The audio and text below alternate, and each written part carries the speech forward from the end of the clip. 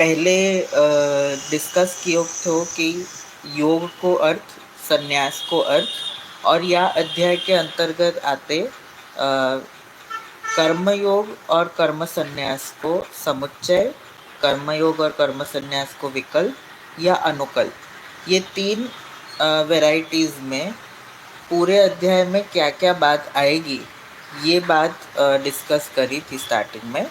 तो योग को अर्थ सिंपल है, जो मनसा त्याग है वो मनसा त्याग करनो योग को अर्थ है। संन्यास जो है वह को अर्थ है बाह्य त्याग।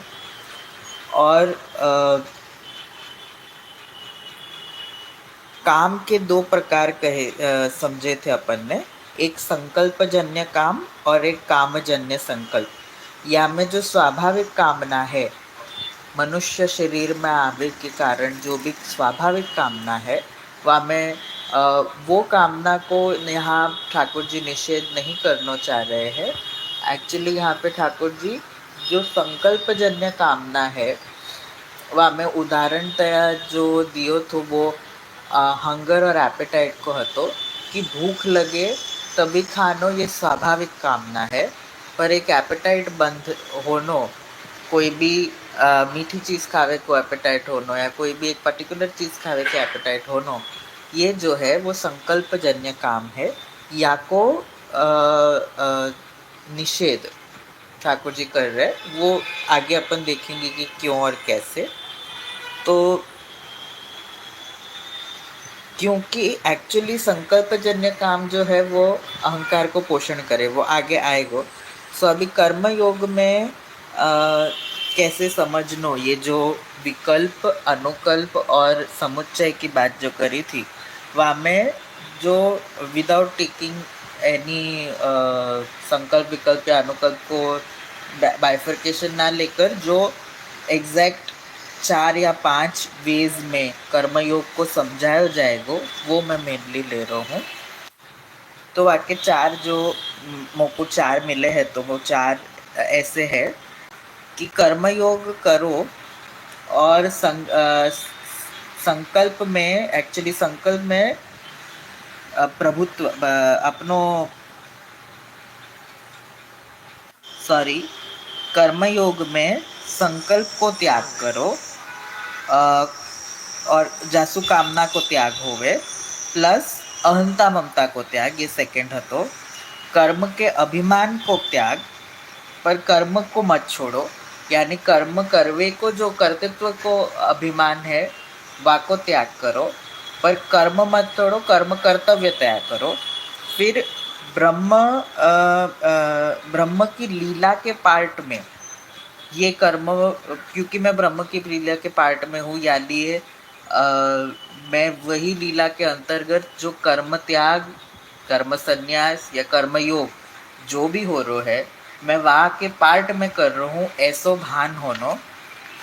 फिर या में ये जो पार्ट है कि ब्रह्म की लीला को पार्ट होके करनो, ब्रह्मार्पणम वालों का पार्ट, वहाँ में अपन ने समझो तो कि ब्रह्म जो निर्दोष है, ऐसे निर्दोष ब्रह्म यानी अलिप्तता को सिद्धांत अपन ने समझो तो कि सब में प्रविष्ट होने के बावजूद ब्रह्म जो है वो अलिप्त है। ऐसो सो स्वभाव अपनो हो जाए, जो ब्रह्म जैसो स्वभाव हो जाए तो अपन ब्रह्मात्मक हो जाए। ये बात भी गीता जी में पंचम अध्याय में आ रही है। तो ये जो ब्रह्मार्पणम वालों है, ऐसे मुझको 4 मिले थे, मैंने 4 किए हैं कि एक तो प्रभुत्व अपने संकल्प को त्याग, दूसरो अभिमान को त्याग, तीसरो अहंता ममता को, और चौथो जो है वो ब्रह्मार्पणम वालों श्लोक। अब यहाँ पे जो वाको क्रक्स आवे वो ऐसे है कि कर्तृत्व को कर्म कर में जो आज्ञा की है, जो कर्म करवे की जो आज्ञा की है शास्त्र अनुसार, या तो अगर अपन अर्जुन की बात करें तो कृष्णार्जुन संवाद के अंतर्गत, तो यहाँ पे युद्ध की जो आज्ञा पई है, वहाँ में इन्वॉल्व हुए बिना कर्तृत्व को त्याग करके कि ये मैं कर रहा हूँ, क्योंकि प्रभु ऑलरेडी कह चुके हैं कि ये इन सबन को मैंने मार के रखो है, तू सिर्फ मैं जो कह रहा हूँ उतनो कर। ये जो बात प्रभु ऑलरेडी कह चुके हैं। या के अंतर्गत अर्जुन भी जो कार्य कर रहे है वो अर्जुन एक कर्तव्य त्याग करनो, ये प्रभु कह रहे हैं। योग सु यानी कि मन को अलिप्त होकर, और जो ये जो भोक्तृभाव है कि आपको रिजल्ट जो आएगा, अभी ये कर्मफल त्याग की बात है, तो कर्मफल त्याग में जो आपको रिजल्ट आएगा वाक्य कारण मैं ऐसा कार्य कर रहा हूँ, ये जो बात है वाक्य लिए भी प्रभु मना कर रहे हैं। ये यहाँ पे कर्म संन्यास योग में ये सारी बातें आ रही है। और ये एक वल्लभ संप्रदाय की बात भी अपन ने समझी थी कि योग और संन्यास जो है वो एज सेपरेट प्रणाली प्रकट की भई है ज्ञान मार्ग में। पर यहाँ पे अगर वल्लभ संप्रदाय के अनुसार चले तो वल्लभ संप्रदाय में महाप्रभु जी ने अपन को दोनों भगवान की विद्या शक्ति है ये बताया है, और दोनों को कार्य ये है कि भक्ति को कार्य ये है कि बाद में ये जो बाकी सारी विद्या शक्ति है जो है वैराग्य, तप, सांख्य योग, ये जो शक्तियां हैं उनको प्योरिफिकेशन करना। तो यहाँ पे महाप्रभु जी भक्ति को बड़ो पार्ट समझ रहे हैं, और भक्ति के अंतर्गत ही सांख्य योग अपनी आगे जब भी 23वें श्लोक पे आऊँगा तभी महाप्रभु जी कैसे समर्पण को इंट्रोड्यूस कर रहे हैं, या में जो 23वें श्लोक में बात बताई है वह को मैं डिस्कस करूँगा। तो एक्चुअली पंचमा अध्याय जो है वो अर्जुन के प्रश्न से शुरू हो रहा है कि कर्म संन्यास बेहतर है कि कर्म योग बेहतर है, क्योंकि आप जो है वो आगे के अध्याय में मुझको सारे दोनों पार्ट समझा रहे हो कि कर्म योग भी करो और कर्म संन्यास भी करो। तो यहाँ पे अर्जुन को डिलेमा जो है वो प्रकट कर रहा है, और वो आत्म कल्याण को प्रश्न पूछ रहे हैं। तो यहाँ पे कर्म संन्यास जो समझना होवे तो कर्ता पढ़ने को त्याग करके संन्यास लेनो, ये एक उनको प्रश्न है। और कर्म योग यानी कि प्रभु को जो योग मतलब मनसा त्याग जो है, मनसा त्याग करके कर्म करनो, क्योंकि अभी इशू तो यही है ना कि उनको वो जो युद्ध को कर्म है वो करनो है। तो यहाँ पे प्रभु एक्सप्लेन करते हुए श्लोक 2 में वहाँ में आप आज्ञा कर रहे हैं कि वैसे तो दोनों श्रेयस्कर है, कर्म संन्यास और कर्म योग, पर कर्म योग ज़्यादा श्रेयस्कर है। और जो बालपन में मतलब बाल बुद्धि वालों होए को और जो पंडित नहीं है वो दोनों को अलग समझे है, पर दोनों के फल तया तो सेम ही है। और प्लस यहाँ पे जो द्वंद्व रहित है, सुख दुख रहित, जय पराजय रहित, वो सन्यासी है। ऐसी बात ठाकुर जी फर्स्ट 4 श्लोक में सेकंड टू 4 श्लोक में ये आज्ञा कर रहे हैं। जो यहाँ अर्जुन की प्रॉब्लम है वो युद्ध में कर्म करने की है और कर्तापने को त्याग करने की है, परंतु कर्म संन्यास में यह युद्ध नहीं होएगा। सो प्रश्न मेनली यह अध्याय में योग को निरूपण मेनली या अध्याय में प्रभु जो है वो योग को निरूपण कर रहे हैं।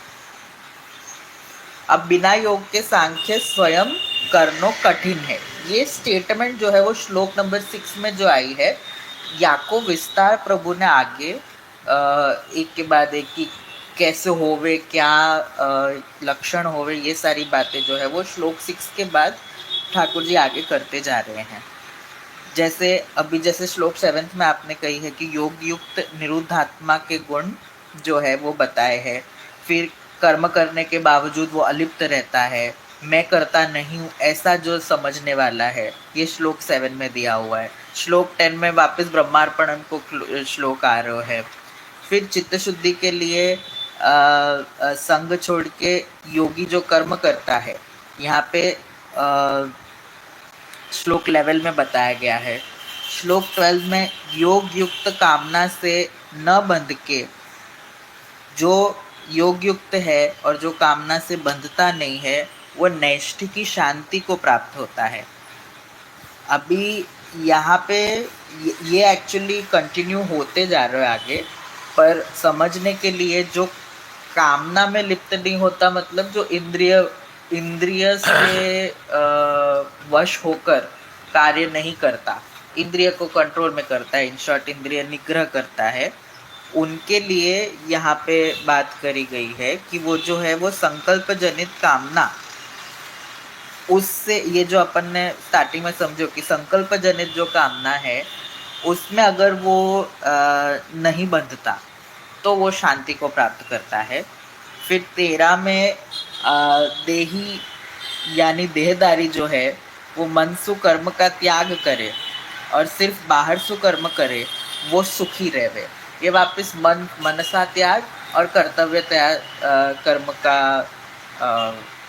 कर्म की बात यहाँ पे आ रही है। श्लोक 14 में जो प्रभु पर आक्षेप लगे हैं, अभी यहाँ पे प्रश्न ऐसा आ रहा है कि आप ही सर्व करता हो, आप ही सबके सब में लिप्त हो। जो आगे अपन ने बात समझी कि ब्रह्म जो है वो निर्दोष है, अलिप्त रहता है। तो यहाँ पे जो प्रभु के ऊपर हमेशा आक्षेप लगते हैं कि आप ही सब करते हो, तो यहाँ पे बुरे कर्म क्यों होते हैं। तो यहाँ पे एकदम क्लियरली कह दिया है कि ना तो प्रभु जो है वो कर्ता पढ़ने को, ना कर्मों को, ना कर्म फल के संयोग के रचना करते हैं। ये सब तो स्वभाव ही बरतता है। और स्वभाव का कॉन्सेप्ट जो है वो वो हर एक मनुष्य को स्वभाव अलग होवे, वह स्वभावानुसार वो अपनो वर्तन करे, और वो स्वभाव के अनुसार वर्तन करने के कारण इंद्रियों के वश होकर जो कामना कर रहे हैं और उसकी वजह से जो कर्म का फल बन रहा है, उसमें ये सिस्टम एक प्रभु ने ऑलरेडी तैयार करी है। उसमें प्रभु पर्सनली इन्वॉल्व नहीं है। यहाँ पे श्लोक 14 में ये बात आ रही है। फिर श्लोक 15 में वो ब्रह्म निर्दोष है, वो वाली बात आ रही है जो हम लोग ने स्टार्टिंग में समझी। श्लोक 16 में तत्व ज्ञान द्वारा जो अज्ञान को, कौन सा अज्ञान, तो ये जो प्रभु के विपरीत ज्ञान है वो अपन ये ले सके, आत्मज्ञान के विपरीत ज्ञान है वो ले सके, या तो फिर वापिस वही बात ले सके जिसमें हम लोग अभी तक समझते आए, जिसमें इंद्रियों से लिप्त होकर कामना करने वाला जो जीव है, वो ज्ञान, वो अज्ञान को समझ सकते हैं। और उसको तत्व ज्ञान के द्वारा जो इस अज्ञान को दूर करता है, उससे परमात्मा प्रकाशित होता है, मतलब परमात्मा उनको प्राप्त होते हैं। ये बात हम लोग समझ सकते हैं। सो ऐसे निर्दोष ब्रह्म में अपनी बुद्धि और चित्त और निष्ठा को प्रयाण करने वाले मुक्ति को प्राप्त होते हैं। ये 17 श्लोक में है। फिर 18 श्लोक से समबुद्धि की बात आ रही है। समबुद्धि की बात जो है वो 18, 19, 20 और शायद नहीं 21 में आत्मसुख की बात है। ओके, तो 18, 19, 20 में ये बात आ रही है कि जिसमें गाय हाथी कुत्ता को समभाव से देखता है, जो ब्रह्म का निर्दोष भाव है, अलिप्तता का, सब में समता का भाव है, वो समता की बात यहाँ पे आ रही है। और ऐसे समदृष्टि ब्रह्म की तरह जो अगेन सबको देखता है, वो ब्रह्म रूप हो जाता है। वापस ये 18, 19, 20 को श्लोक है। 21 में आत्मसुख को प्राप्त करने वाला जो है, क्योंकि समदृष्टि से अभी ये जो फ्लो चल रहा है, वो फ्लो में स्टार्टिंग से जो बात आ रही है, वो योगी जो पुरुष है, वो जो मुक्ति कामना वाला पुरुष है, वह को योग साधना करनी, ये बात प्रभु प्रतिपादित कर रहे हैं। तो उससे यहाँ तक योग प्रतिपादित करने के बाद, क्योंकि वो द्वंद्व रहित हो जाता है, तो वो द्वंद्व रहित होकर समदृष्ट हो जाता है। वो समदृष्ट होने के कारण वो ब्रह्म रूप हो जाता है, क्योंकि ब्रह्म का ये गुण है समदृष्टि का और अलिप्तता का। तो अलिप्त और समदृष्टि होने से वो आत्म सुख को प्राप्त होता है, क्योंकि आत्मा अगर अपन साकार ब्रह्मवाद के हिसाब से भी देखें तो आत्मा जो है वो चिदंश है। तो चिदंश को प्राप्त क्या है चैतन्य में, जो ब्रह्म रूप है वो आत्मा है।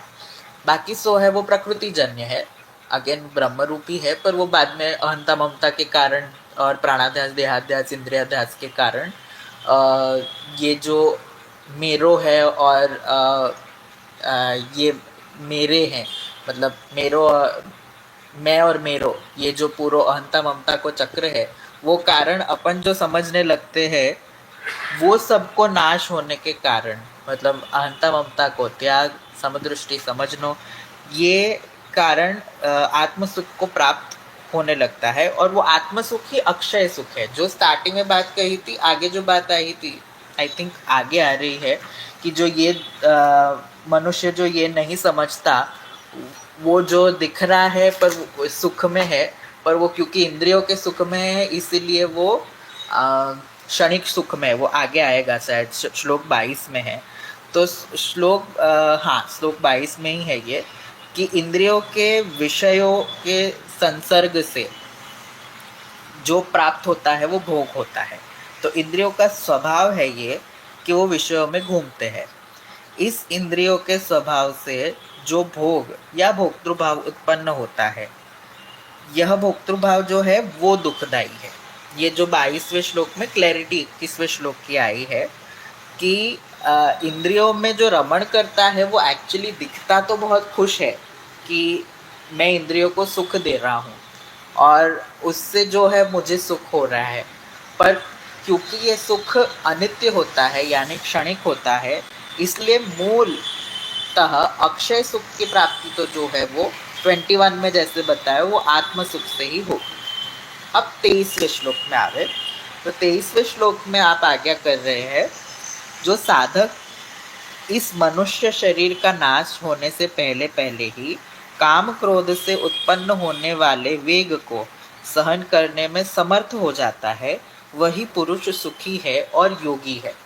अब यहाँ पे पूरा एक मैं समझू कि यहाँ पे क्रक्स पूरा जितना अभी तक बताया है वाको एक समरी टाइप बता दी है, क्योंकि एक बात जो आगे समझाई कि इंद्रिय जन्य जो सुख है वो क्षणिक है और आत्मजन्य जो सुख है वो अक्षय है। ये बात बताने के बाद यहाँ पे जो बात कर रहे हैं कि शरीर का नाश होने से पहले पहले ही, अभी शरीर का नाश इसलिए बताया है जो मैं समझू कि शरीर के अंतर्गत इंद्रियां आ रही है, तो शरीर सूक्ष्म शरीर जरूर रहवे है, पर शरीर का नाश अगर हो जा रहा है तो जो साधना करनी है एक योगी को, कर्म करते करते कर्म में अलिप्त रहवे की, ये साधना बिना शरीर के हो नहीं पाएगी। तो शरीर का नाश होने से पहले यदि वो काम और क्रोध, यहाँ पे काम की बात इसलिए आ रही है क्योंकि एक इंद्रिय के बेसिक मॉडल में ठाकुर जी ने इंद्रियों को विषय की तरफ भागवे की एक वृत्ति दी है। वो वृत्ति अगर कोई मतलब वासु विपरीत अगर जानो है तो मोक्ष मिलेगा, मतलब इंद्रिय को कंट्रोल में लाने को। तो इंद्रिय को कंट्रोल करने के लिए मन बुद्धि से अपन प्रयत्न करें तो वासु इंद्रिय को कंट्रोल आ सके, वो आगे के श्लोकन में आएगा। परंतु यहाँ पे काम की बात याद आई क्योंकि काम जो है वो इंद्रिय से प्रकट हो गए, और जो संकल्पजन्य काम की बात अपन ने स्टार्टिंग से देखते आ रहे हैं, वो संकल्पजन्य काम को यदि पूर्ति नहीं हो रही है तो आगे क्रोध आवे है। वो आई थिंक यही अध्याय में आगे शायद आ रहा है या 4th अध्याय में आ गए कि जो काम की पूर्ति न होने के कारण क्रोध को उत्पन्न होवे, वो असंतुष्टि के कारण। तो ये जो दो वेग है काम और क्रोध, वो बाधक हो रहे हैं योग साधना में। ये काम और क्रोध से ही एक्चुअली काम से सब सर्वकचुजन्य है, यानी काम और क्रोध जो दो फैसेट है। आगे के जो भी इश्यूज जो आ रहे हैं एक योगी को या एक मोक्ष कामी को, एक साधक को, वो सब ये दो इश्यूज से प्रकट होते आ रहे हैं। तो ये कामना और क्रोध को वश में करके अब इस वेग को सहन करने में समर्थ हो जाता है, क्योंकि इस वेग को खत्म करने की बात मैं नहीं समझू कि प्रभु यहाँ पे कर रहे हैं। प्रभु जान रहे हैं कि इंद्रियों से जो भी कामना उत्पन्न हो रही है, संकल्पजन्य काम उत्पन्न हो रहा है, वो नष्ट नहीं करके वाके अंदर को कर्ता पड़ने को, त्याग की बात यहाँ पे प्रभु कर रहे हैं। तो कर्ता पड़ने को जब भी त्याग हो जा रहा है तभी कामना, क्योंकि मैं करता हूँ यही नहीं मान रहा है, अगर कोई योगी यही नहीं मान रहा है और एक समदृष्टि की भावना आ जा रही है, तो काम को जो है वो मेनली डाइल्यूशन, मैं समझ रहा हूँ कि डाइल्यूशन हो जा रहा है, क्योंकि एक कामना तो होनी चाहिए ना कि कर्तृत्व के भान के साथ मैं ये कर्म कर रहे हूँ, कामना को नष्ट कर रहा हूँ, वो मैं नहीं समझू। यदि मैं गलत हूँ तो याकू आप श्री प्लीज सुधारिएगा। तो यहाँ पे जो पूरी बात कह रहे हैं कि जो मनुष्य शरीर के होने के साथ, जब भी मनुष्य शरीर है तभी ही आप जब भी काम क्रोध के वेग को सहन कर रहे हो, नष्ट नहीं कर रहे हो, तो आप सुखी हो रहे हो। सिंथेसिस की बात है। यहाँ से मैं समझू कि अपने पुष्टि मार्ग में भी महाप्रभु जी जब भी समर्पण की बात कर रहे हैं, क्योंकि भक्ति कामना में, भक्ति योग में यदि अपन देखने जाए तो भक्ति योग में महाप्रभु जी या कोई भी भक्ति साधना में ये जो काम क्रोध या कोई भी प्रकार की कामना है वो प्रभु से जोड़वे की बात हमेशा होवे है कि आप अपन कोई भी कामना करे तो अपन प्रभु को पहले समर्पित करे। ब्याह, शादी ब्याह करे या कोई भी प्रकार को प्रसंग भी अपने घर पे करे तो पहले प्रभु को समर्पण करे, या तो प्रभु को बीच में समझ के, प्रभु को सेंटर में रख के वहाँ को समर्पित जीवन जिए। वो समर्पण सु वा जो अपनी अपनी इच्छा है, जैसे कि अपनी इच्छा कोई भी प्रकार की, एक बहुत अच्छा उदाहरण हमेशा आपको याद आवे कि यदि आपको बोर हो रहे है कि सेवा में मन नहीं लग रहा है और यदि आप पिक्चर देखने भी जा रहे हो तो वो भी एक प्रकार की सेवा हो सके, क्योंकि आपने सेवा के मूड को ठीक करने के लिए कि ठाकुर जी के सन्मुख में बुरे मूड में नहीं जाओ, या लिए तुमने पिक्चर देखो है तो ये जो है वो एक प्रकार की सेवा है। तो समर्पण को दायरा जो है वो बहुत बड़ो रखो है। तो ये जो इंद्रिय जन्य जो भी कामना हो रही है वो प्रभु सुखार्थ स्टार्टिंग में हो, और ये अभ्यास करते करते जब भी भक्ति योग में अपन आगे बढ़े तो वो भक्ति योग जो यहाँ पे योग की बात है कि मनसु ये मैं नहीं कर रहा हूँ, और जो भक्ति योग में आवे कि ये सब प्रभु की इच्छा से हो रहा है, विवेक की बात आ रही है और धैर्य की बात आ रही है और आश्रय की बात आ रही है।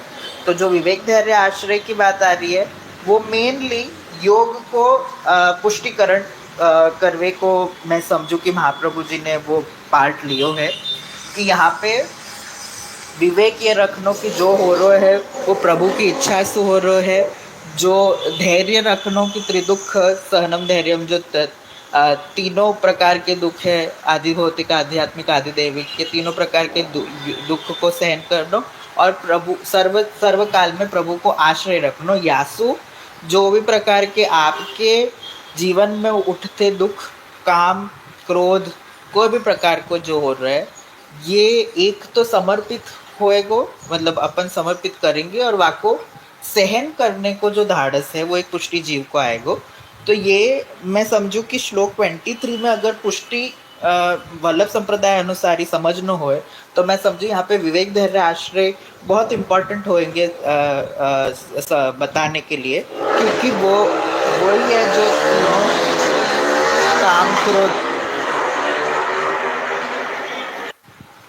काम क्रोध को जो है वो आपको वेग को सहन करने में एक पुष्टि जीव को हेल्प करे। इतनो मेरो श्लोक 23 को है। तो दंड प्रणाम जी।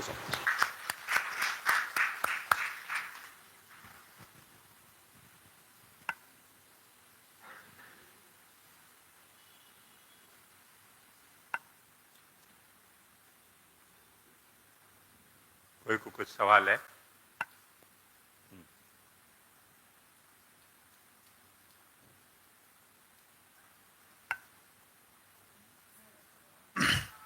इसमें काम और क्रोध को लियो है तो सिर्फ दो इंद्रियों की क्यों बात की है? यहाँ में ऐसा होलिस्टिक व्यू लेना है कि काम क्रोध मतलब सब इंद्रियों मिल गए, कि खाली काम क्रोध को ही स्पेसिफिक लियो है? सुनाई दियो? उमंग है ऑनलाइन केतन भाई, इन्हें कीधु उमंग छे ऑनलाइन, तो उमंग से यहाँ कोई किसी को आंसर देना है कि उमंग देगा? उमंग तू जवाब आपने। हाँ हाँ ओके धनक राम जी एक्चुअली काम क्रोध को या लिए मैंने निरूपण में भी ये बात बताई थी कि काम जो कामना को हिस्सा है वो इंद्रिय को कार्य है, इंद्रिय कामना करे है और एक संकल्पजन्य काम जो जे ने ऑलरेडी समझाया तो ये जो कामना को हिस्सा है वो कामना पूर्ति न होने के कारण सेकंड स्टेप क्रोध को है, वाके बाद थर्ड स्टेप फोर्थ स्टेप आगे बढ़ते जा रहे हैं। तो मैं ये समझ रहा हूँ कि काम क्रोध इज ओनली निर्देश मात्र के लिए यहाँ पे बताया गया है कि ओनली एक पार्ट दिखाने के लिए कि ये काम क्रोध एक्सेट्रा वालों पार्ट है। तो काम से क्रोध होवे, काम पूर्ति न होने से क्रोध होवे या लिए काम क्रोध को पार्ट दियो है, otherwise it is inclusive of every shut शत्रु। वो मुझको ऐसा लग रहा। अगर इंक्लूसिव ऑफ एवरीथिंग है तो यहाँ में ऐसा चौकार या आदि ऐसा कुछ लिखो नहीं है, तो किस तरह से वो समझनो वैसे ही मेरे को भी वही लग रहा है कि सब इंक्लूसिव होना चाहिए, बट किस प्रकार से समझनो वो थोड़ा समझना है। नहीं, मैं जैसे इंद्रिय जन्य की बात आ रही है ना, मैं अगर ये देखूं आगे का अगर श्लोक अपन देखे तो जो ये इंद्रिय तथा विषयों के संसर्ग से उत्पन्न होने वाले सब भोग है, तो इंद्रियों के तथा विषयों के संयोग से जो भोग उत्पन्न हो रहे उसके कंटिन्यूएशन में ये श्लोक आ रहा है जिसमें मृत्यु के पहले ही शरीर के पहले ही काम क्रोध, मतलब काम क्रोध इसलिए आ रहा है मैं यूं समझ रहा हूं क्योंकि वो मूल है। काम is not in itself wrong, जो पहले हम लास्ट टाइम अपन समझ चुके हैं कि जो इनबिल्ट काम है जो एक जीव को होना चाहिए वो इन इटसेल्फ रॉन्ग नहीं है, पर संकल्पजन्य काम है वो इशू है, जो इशू यहाँ पे डील हो रहा है। तो मैं यूं समझू कि वो जो बात काम in itself is not wrong वो वाली पार्ट लेके उन्होंने काम क्रोध बताने को कारण यह तो कि काम पूर्ति ना होने के कारण जो क्रोध उत्पन्न होता है।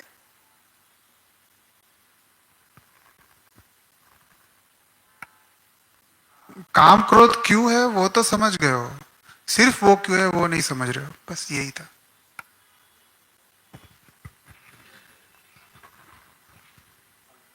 मेरे हिसाब से तो यहाँ पे ये क्यों नहीं है वाको उत्तर तो जितना मुझे ध्यान आ रहा है वो वही है कि इंद्रियों के सब भोग बताने के बाद यहाँ पे वापस सेम चीज बताने की जरूरत मुझको लग नहीं रही है, क्योंकि मूल जो मूल इशू बतानो हतो वो इशू यही हतो कि एक तो जो काम है वो और इन इटसेल्फ काम नहीं पर काम से असंतुष्टि के कारण उत्पन्न हो तो क्रोध और वासुजन्य बाकी सारी चीज, क्योंकि मेनली इंद्रियों के कामना को न पूर्ण होने की वजह से सबसे पहला इमोशन जो आ रहा है वो क्रोध आ रहा है, और क्रोध जो है वो योग साधना में इशू करे है, ये मैं समझू हूँ या कारण से ये दोनों बताए हैं। और इंक्लूसिवनेस क्योंकि आगे इंद्रिय के सारे भोग की बात आ चुकी है इसलिए मैं आपको इंक्लूसिवनेस दोनों श्लोक को एक साथ पढ़ के मैं ये बात बता।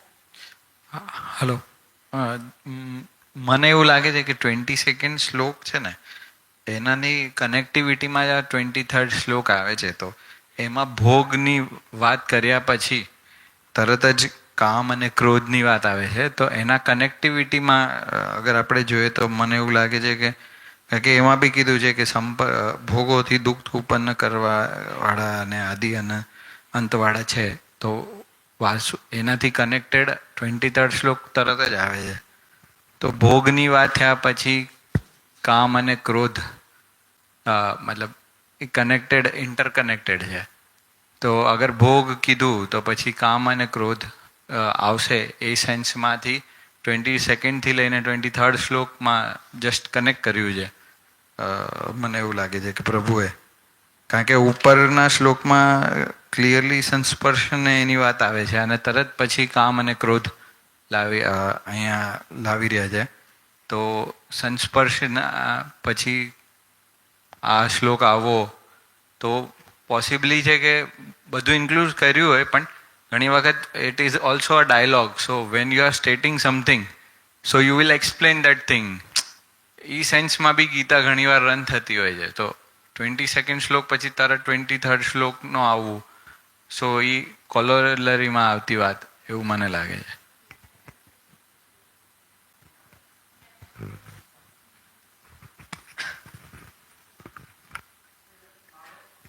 મારું ઈ જ છે કે આઈ અન્ડરસ્ટેન્ડ કે કામ ક્રોધ કેમ આવ્યું છે અને ઇટ ઇઝ પરફેક્ટ કે ઈ જ આવવું જોઈએ ભોગ પછી ને બધી જ વાત સાચી.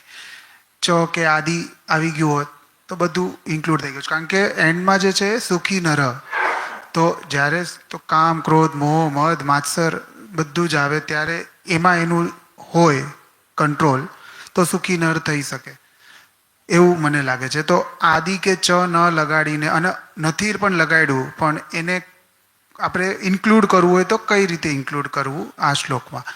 લગાડવાની નો પણ જરૂર હોય because it is a dialogue, but how do we include it કે સમજી શકાય કે એ આવી ગયું એમાં એમ. મોનીશભાઈ, ઇફ આઈ કેન ઇન્ટરવીન હિયર, અહીંયા એકચ્યુઅલી તમે જોશો તો એનો આખો અર્થ જે લેવામાં આવ્યો છે કામ ક્રોધ સે ઉત્પન્ન હોને વાલે વેગ. અહીંયા વેગ થી તમારું ચ આદિ બધું આવી જ જાય છે એવું મને લાગે છે. કારણ કે જે વેગ છે એ કન્ટિન્યુઅસ વાળી વાત આવી ગઈ છે કે પેલા કામ અપૂર્તિથી ક્રોધ અને ક્રોધ પછી જે આગળના ઇમોશન્સ જે આવી રહ્યા છે ને જેનાથી બંધનમાં પડી રહ્યા છો એ વેગ શબ્દથી મને લાગે છે કે ઇન્ક્લુડ થઈ જાય છે. हेलो,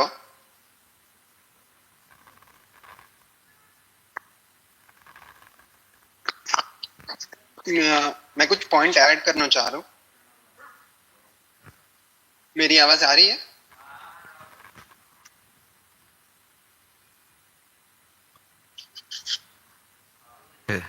આવે છે, બોલો. मोनिश भाई, आपके प्रश्न में अगर पूर्व के अपन, क्योंकि ये अध्याय पहले से अपने चले आ रहे हैं, तो पूर्व में जब सच्चिदानंद के बारे में पूज्य जे ने ही एक चार्ट बताया हो तो वहां पे सत से कैसे क्रिया आवे और चित्त से कैसे ज्ञान आवे और वहां से क्रिया से मम और ज्ञान से अहम और उसके ही संदर्भ में फिर काम और क्रोध जो और वहां से ही फिर उत्पन्न हो तो लोभ है और फिर मोह है. तो यहाँ पर जो प्रथम जो अभी बात उमंग भाई भी कहना चाह रहे थे कि प्रथम जो दो है मम और अहम से काम और क्रोध है वाकी उत्पत्ति है. तो यहाँ पर जब उनके आवेग को कंट्रोल हो जाएगा तो पीछे जाके काम से उत्पन्न हो तो लोभ या मोह या क्रोध से उत्पन्न हो तो मद या मात्सर्य, तो बाय इंक्लूसिव वो पीछे कंट्रोल होएगा. इसलिए पूर्व संदर्भ में जो अपने ग्रुप में भी आप देख सके, पूर्व 21 जुलाई को चार्ट है गए साल को, तो वो संदर्भ में प्रथम को ही जब वेग शांत हो गए हो तो उसके पश्चात में आते हुए अपने आप ही शांत हो जाएंगे. वो बात समझ में आ सके. मतलब अगर एक मतलब मैं समझ गए हो कि सब आएगा उसके अंतर्गत, बट कोई ऐसा वर्ड है या श्लोक में जो अपने को समझा सके क्या आ गए हो, बस वही क्वेश्चन है. मतलब आ गए हो है वो तो मैं समझ गए हूँ, बट किस तरह से लेना वही देखना तो बस. अर्थात काम और क्रोध को वेग जब शांत हो गए हो तो उसका जो बाई प्रोडक्ट है आगे लोभ और मोह वो भी अपने आप शांत हो ही जाएंगे या वो उससे कंट्रोल नहीं, क्योंकि यहाँ पे उसने जो बेसिक है या जो फर्स्ट लेवल पे आ रहे हैं उसको उसने कंट्रोल कर लिया. तो सेकंड और थर्ड लेवल पे आते जो आगे है वो मेंशन नहीं है पर इसके ही वो बाई प्रोडक्ट है. इसलिए जब बेस जो उसके बेस में रहे हुए है वही कंट्रोल हो गया है तो आगे के अपने आप कंट्रोल हो जाएंगे. वो बताया नहीं है जो आप कह रहे च या आदि से, पर अंडरस्टूड है कि जब प्रथम के वेग नहीं है तो बाद में के वेग नहीं रहेंगे. ऐसा समझ आ रहे हो? मैं एक बात ऐसी समझ रही हूँ या मैं ये सारे डिबेट में कि मैंने चार्ट दिखाए हो कि अपने वस्तु के उपाधि सु, फिर प्राणी होने की उपाधि सु, फिर मनुष्य होने की उपाधि सु, इन मल्टीपल लेवल्स पे काम और क्रोध के भी मल्टीपल फॉर्म होंगे. जैसे अपने को समझ नहीं आवे कि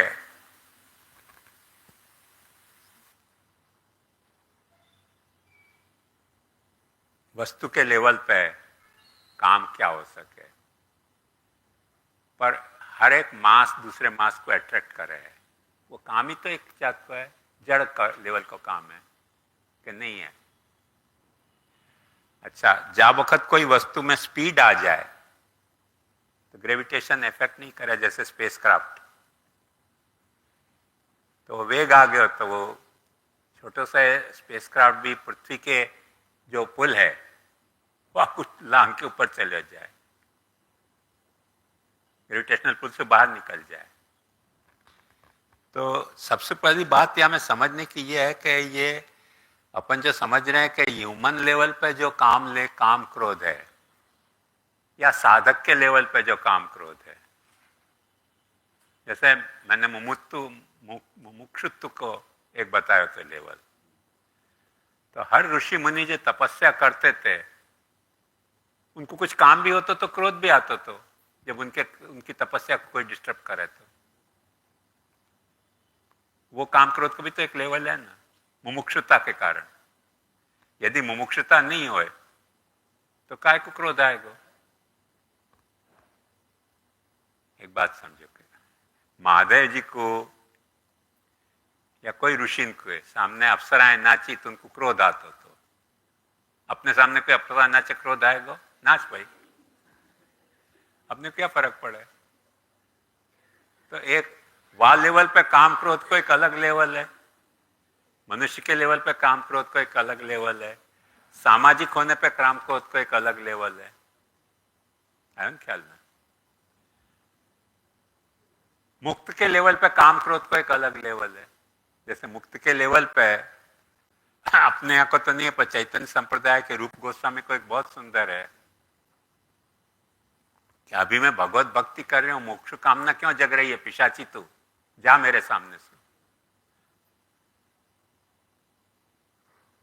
वहां काम क्रोध का लेवल अलग है, गुस्सा आ रहे हो उनको, पीछे क्यों पड़ी भैया मेरे? और ऐसी बात नहीं है कि ये पॉसिबल नहीं है। मुक्त के लेवल पे भी जैसे वहां स्पष्ट कहा है कि ये न्यर विंदाक्ष विमुक्त मानिन स्तयस्त भावाद अविशुद्ध बुद्धया आरुह्य कृच्छ्रेण परम पदं तथा पतंत्यधो नाद कृष्ण दंग्रह। विमुक्त होने को एक क्रोध आवे, अभिमान जगे, वह अभिमान के कारण उनको भगवान के चरण को कामना नहीं हो, वो कामना नहीं हो के कारण पासे गिरे। तो वहां कामना होना अच्छी बात है ना, चरण की कामना। तो अपने को ये जो एक काम क्रोध पे डंडा लेके अपन धोबी घाट चला है ना, वाकई लिए मैंने ये सारे पर्सपेक्टिव बताए कि इन पर्सपेक्टिव को अपने को समझना पड़ेगा कि मल्टीपल लेयर्स हैं, काम के भी क्रोध के भी। आया? दूसरी एक बात यहाँ यह खास ध्यान लेने लायक ये है कि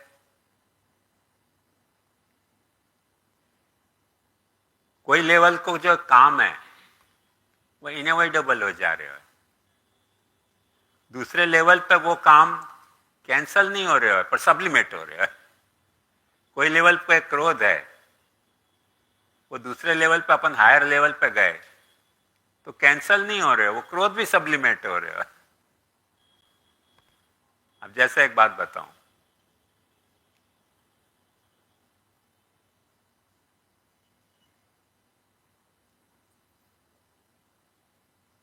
अपने यहां वार्ता में कहा है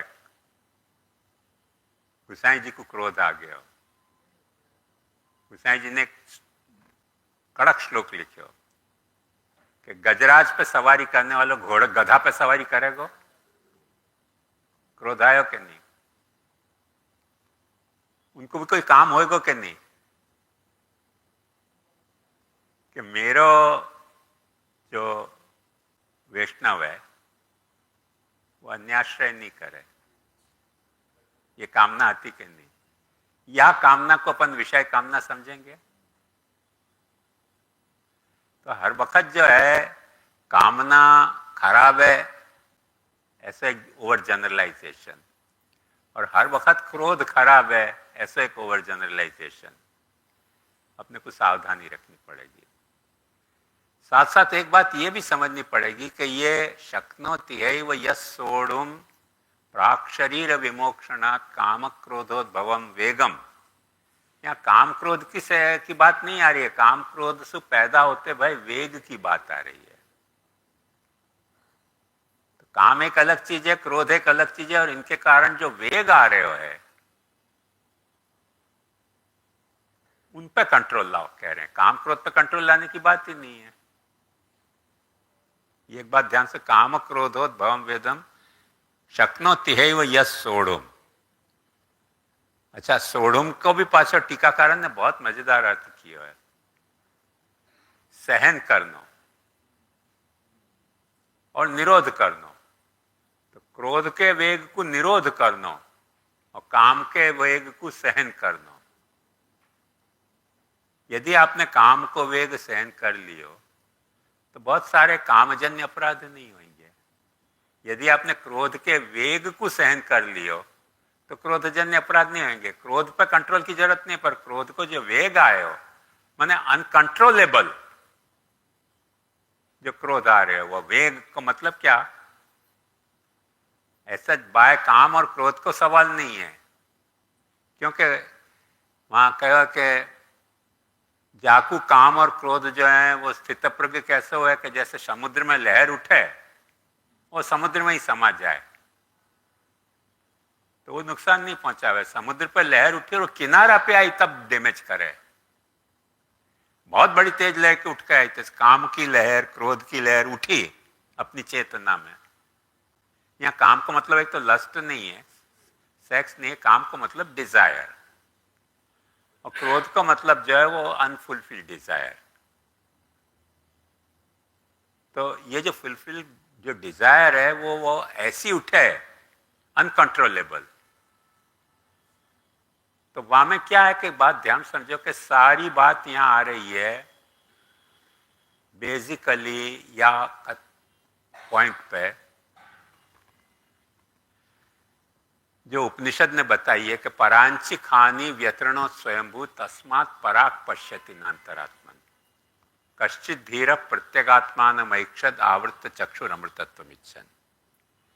अपनी चेतना का जो प्रवाह है, यद्यपि अपन ने चेतना को बौद्ध धर्म के तरह प्रवाह रूप नहीं मान्यो है, तत्व रूप मान्यो है। सवाल इतने है कि लाइट जो है वो वेव है कि पार्टिकल है। अब कुछ लोग वेव मान रहे हैं, कुछ लोग पार्टिकल मान रहे हैं, पर हकीकत यह है कि ना वेव है ना पार्टिकल है, वेव ही पार्टिकल है। जहां में वेव भी है और पार्टिकल भी है, या के कारण अपनी जो चेतना है वहां में वेव भी है और पार्टिकल भी है। क्योंकि बात ध्यान समझो कि यदि अपनी चेतना अपने इंद्रियन के द्वारा वेव के फॉर्म में बाहर नहीं आती हो तो विषय से कांटेक्ट होगा कैसे? चेतना तो भीतर है, तो ट्रैप्ड नहीं है, वेव के फॉर्म में बाहर भी आ रही है। बाहर आ रही है करके भीतर खाली हो जा रही है, ऐसे भी नहीं। जैसे पानी में से यासु अभी मैं पानी यूं कर दूं, पानी बाहर आ गया तो थर्मोस खाली हो जाएगा, अच्छी खाली नहीं हो रही है, पार्टिकल के रूप में वो मौजूद भी है। एग्जैक्टली लाइट के फॉर्म में, जैसे लाइट जहां जनरेट हो रही है वहां से वो वेव के रूप में बाहर भी आ रही है और वहां भी है, बाहर आने से खाली नहीं हो जा रही है। ऐसे काम क्रोध की जो वेवी नेचर है अपनी चेतना में, माने अपने चेतना में एक काम को एक डायरेक्शन है जो बाहर आने को वेव के कारण, और एक भीतर रहने को है। चेतना में काम तो है पर वो बाहर नहीं आ रहे हो, वेग से फोर्सफुली नहीं आ रहे हो तो डैमेज नहीं करेगा। फोर्सफुली आ रहे हो तो नेचुरल डैमेज। जैसे कोई भी कार इतनी तेज चली कि जहाँ पे अपना कंट्रोल ही नहीं रह जाए तो डैमेज करेगी, और यदि तुम्हारे कंट्रोल में आ रही है वो तो डैमेज नहीं करेगी। ये तो एक बात समझो कि चाबने की प्रक्रिया है ना खाने में भी, वो बहुत जब फास्ट हो जाए ना तो अपनी जीभ को भी चाप जाए, जो बहुत नेसेसरी बात है। खाते खाते जीभ चबा जाए कि नहीं, तो अनाज को चापने के लिए वो जीभ को चाप जाए, अनकंट्रोलेबल हो जाए तो ये इस तरह के तरीके के सब डैमेजिंग फंक्शन हुए हैं। तो यहाँ प्रश्न वेग को सहन करने को है, काम क्रोध को सहन करने को नहीं है फर्स्ट ऑफ ऑल। अच्छा, काम क्रोध ग्राह्य है कि अग्राह्य है, वो तो मैंने पूरा चार्ट बनाया, वैसे आपको समझ में आ जाएगा कि कोई भी काम, कोई भी क्रोध कोई लेवल पे ग्राह्य है, कोई भी लेवल पे अग्राह्य है। और जा लेवल पे वो गयो है आपकी चेतना, वह लेवल पे काम क्रोध कैंसल नहीं हो रहे हो, पाची ब्यूटी ये है सब्लिमेट हो रहे हो। जैसे एक बात समझो, शंकराचार्य यहाँ बहुत मजेदार एक बात कह रहे हैं, पढ़ सुनोगे तो आपको मजा आएगी। काम क्रोधोद्भवो वेग रोमांचन हृष्टनेत्र वदनादि लिंगो।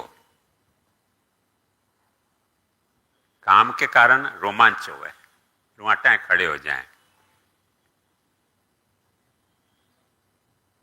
हृष्ट, रोमांच और हृष्ट नेत्र, एक आंख में भी एक ऐसी हर्ष की चमक आवे, चेहरा पे भी एक हर्ष की चमक आवे, ये सब काम को वेग है।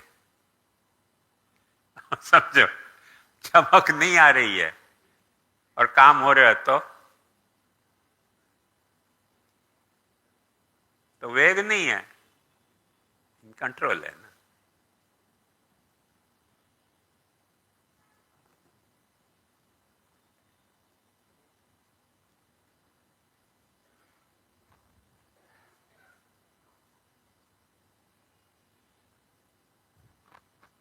ये वाक्य लिंग है।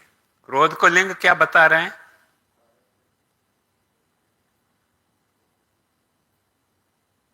क्रोध गात्र वक्त्र कंपन, कांपने लग जाए, स्वेद पसीना आवे, संदष्ट ओष्ठ, अपने होठ को चाबने लग जाए क्रोध में आदमी,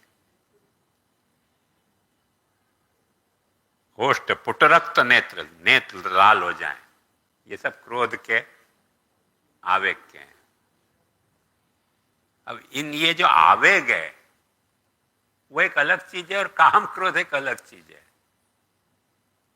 तो काम क्रोध पे अपने को आवेग पे कंट्रोल आना चाहिए, क्योंकि काम और क्रोध बात ध्यान समझो कि जब तक अब जैसे कोई पार्टिसिपेंट ने उमंग ने कहीं कौन ने कहीं मुझको समझ नहीं पड़ी पर अपनी अहंता ममता को एक आउटलेट है, अपनी चेतना में रही भाई जो अहंता ममता है, अहंता है वो क्रोध के रूप में आ रही है। यदि आप में अहंता नहीं है तो क्रोध क्यों आएगा?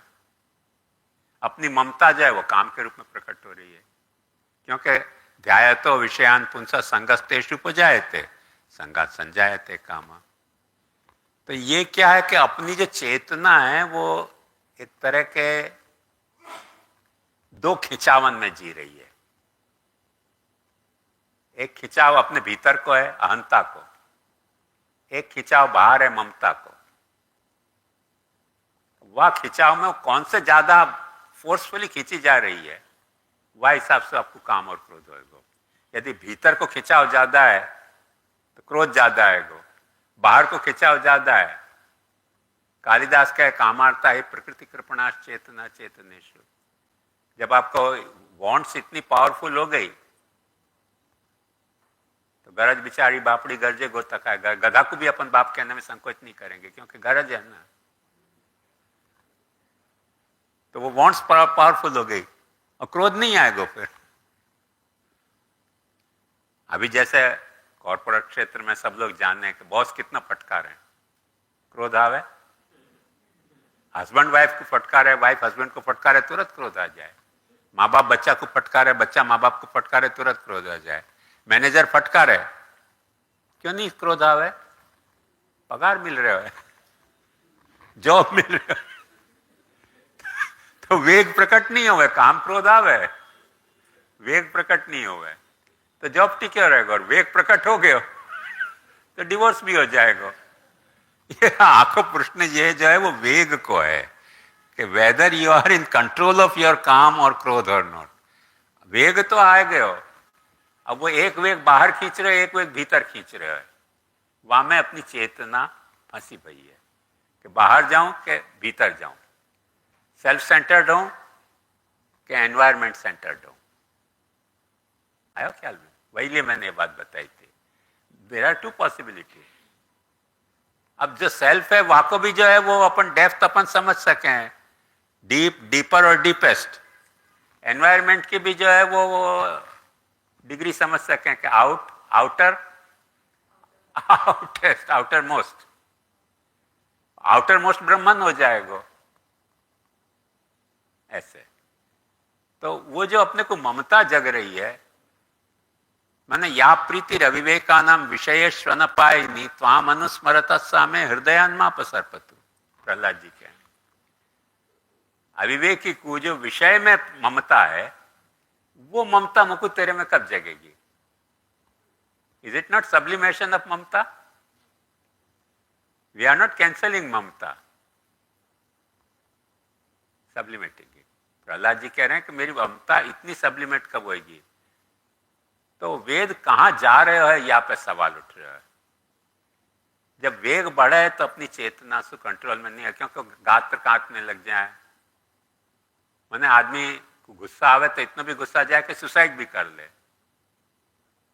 अभी कितनी मर्डर कर दें, कोई लड़की ना पाड़ दे तो। तुम कह रहे हो शादी करनी है, तो तुम चाह रहे हो कि नहीं चाह रहे हो? माने ना पाड़ दी तो मर्डर करिए जाके। ये कैसे हो गए भाई? तुम चाह रहे हो कि द्वेष कर रहे हो? सेल्फ सेंटर्डनेस बढ़ गई। आया ख्याल में? काम क्रोधोद्भवम वेगम। आया? एक तो यहां में ये इश्यू है। दूसरा एक बहुत मेजर इश्यू यहां में समझने को यह है कि ये अधिकारी विशेषण है कि साधन को अंग है। थोड़ा यहां पर विचार करो। अधिकारी विशेषण माने क्या? जैसे फर्स्ट ईयर में जो मैट्रिकुलेट होएगा वो एडमिनिस्ट्रेशन लेगा, तो अधिकारी विशेषण है। अब तुमने मैट्रिक में जो सब्जेक्ट पढ़े वो सब्जेक्ट फर्स्ट ईयर के साइंस या आर्ट्स या कॉमर्स में या कोई डिप्लोमा कोर्स में आएंगे कि नहीं आएंगे? 50-50 चांस है, आएंगे भी और नहीं भी आएंगे, पर वो एलिजिबिलिटी है तुम्हारी। आया? साधनांग नहीं है। साधनांग कौन से कहलाएंगे? जैसे फर्स्ट ईयर में तुमने जो सब्जेक्ट लिए है वो सेकेंड ईयर में या बीए में और जाके एडवांस लेवल पे आएगा, तो जो फर्स्ट ईयर को पढ़े हुए है वो वाकई अचीवमेंट के साधना को अंग बन जाएगा। आया? तो ऐसे ये जो काम क्रोधोद्भव वेग है वो अधिकारी को विशेषण है कि ब्रह्म सुख पाने को या आत्म सुख पाने को या मुक्ति पाने को साधनांग है। थोड़ा यह बात पे भी तो विचार करो, क्या लग रहे हो? विचारने जैसा इश्यू है कि नहीं? काम क्रोधोद्भव वेग को जो सहन करे शक्नोति है वो यस सोढ़ुम प्राक शरीर विमोक्षणात्।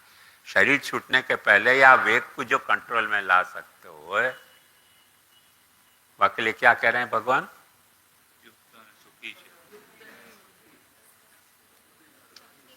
सयुक्त से सुखी नर, वो सुखी नर है। तो अधिकारी को विशेषण है कि साधना को अंग है। हेलो, माने ये यदि अंग है तो अब हमें एलिजिबिलिटी आ रही है सुखी होने की। यदि ये अंग नहीं है तो हमें सुखी होने की एलिजिबिलिटी नहीं आती। अब सुख की भी जब पाची इनसाइड और आउटसाइड, इनसाइड की डेप्थ और आउटसाइड की length, sky is the limit. दोनों पॉसिबिलिटी है। इनसाइड में तुम अपने सुखी होने के लिए देह सुख, आत्म इंद्रिय सुख, आत्म सुख, मनस सुख, चित्त सुख, अहंकार सुख, परमात्म सुख और ब्रह्म सुख तक जा सको, वहां तक वाकई डेप्थ होगी। जैसे अपन सेवा के लिए एक बात कहें, देखो ध्यान से समझो यह बात को, कि अपनी सेवा जो है वो सेव्य सुख के विचार से है। सेव्य सुख के विचार से यदि सेवा है तो ब्रह्म सुख नहीं है वो।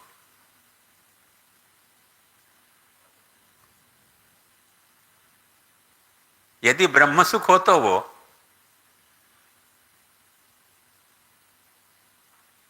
तो ठाकुर जी दावानल को पान क्यों करते? जबकि नारायण दास ब्रह्मचारी ने ताती खीर रखी तो वो ठाकुर जी ने कि भाई क्या करूं, भक्त ने धर दिया गरम गरम खीर तो खानी पड़ रही है, सुख तो नहीं है पर खानी पड़ रही है, सेव्य सुख तो नहीं है ना।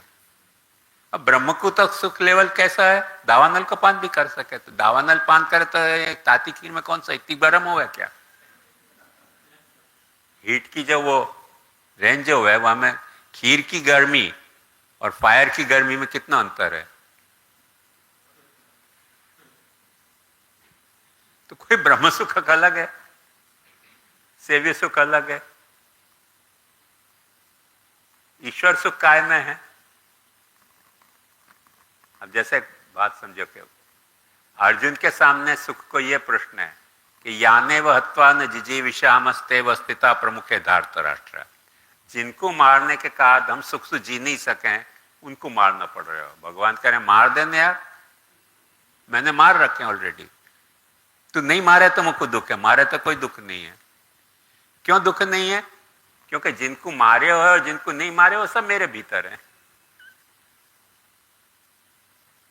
एक्चुअली यहाँ लिए मैंने कही विराट माटो चित्र है वक्त कि जिनको मारे वो भी मेरे भीतर है, मारने वाला भी मेरे भीतर है और मरने वाला भी मेरे भीतर है।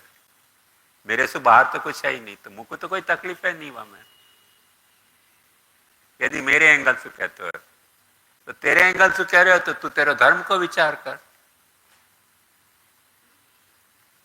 यदि तेरे एंगल से कहते हो तो तेरे धर्म को विचार करो।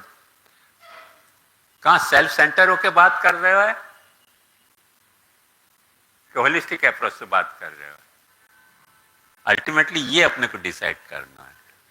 कोई भी जब अपन एक्शन करने जा रहे हैं तो सेल्फ सेंटर होके कर रहे हैं कि होलिस्टिक अप्रोच से कर रहे हैं।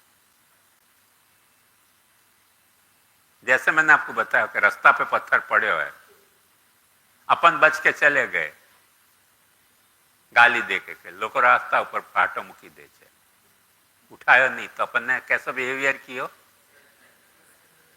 Self centre. मेरे साथ एक वकील पढ़ता था, कांटा वाला। हम लोग लाइब्रेरी में बैठते थे तो हम लोग गैलरी में खड़े भये थे, बालकनी में। एक आदमी ने पान थूक्यो, मैंने कांटा वाला को कही, मैंने कीजिए कितना असभ्य व्यक्ति, देखिए यहाँ बालकनी में पान थूक रहा है। कांटा वाला इतना बोल्ड है तो कि ठहर हमणा ठहर, श्याम कहते तुमको वह पास बहुत पोलाइटली गयो, सर अपनी पास नेपकिन हशे? ना ना है ना, अच्छा एक बे मिनट आपो ना। वाने दियो बीच भोलेपन में बेचारे ने, वो पान की पीक पहुंच के वाकू दे दी। वाके नेपकिन सु वाकी थूकी भाई पान की पीक। मैंने कि यार तेरे को मारतो तो अरे मारे केवी रीते? इतना बोल्ड घबरा गए, इतना पोलाइटली गयो को ना पाड़ने की हिम्मत नहीं पड़ी।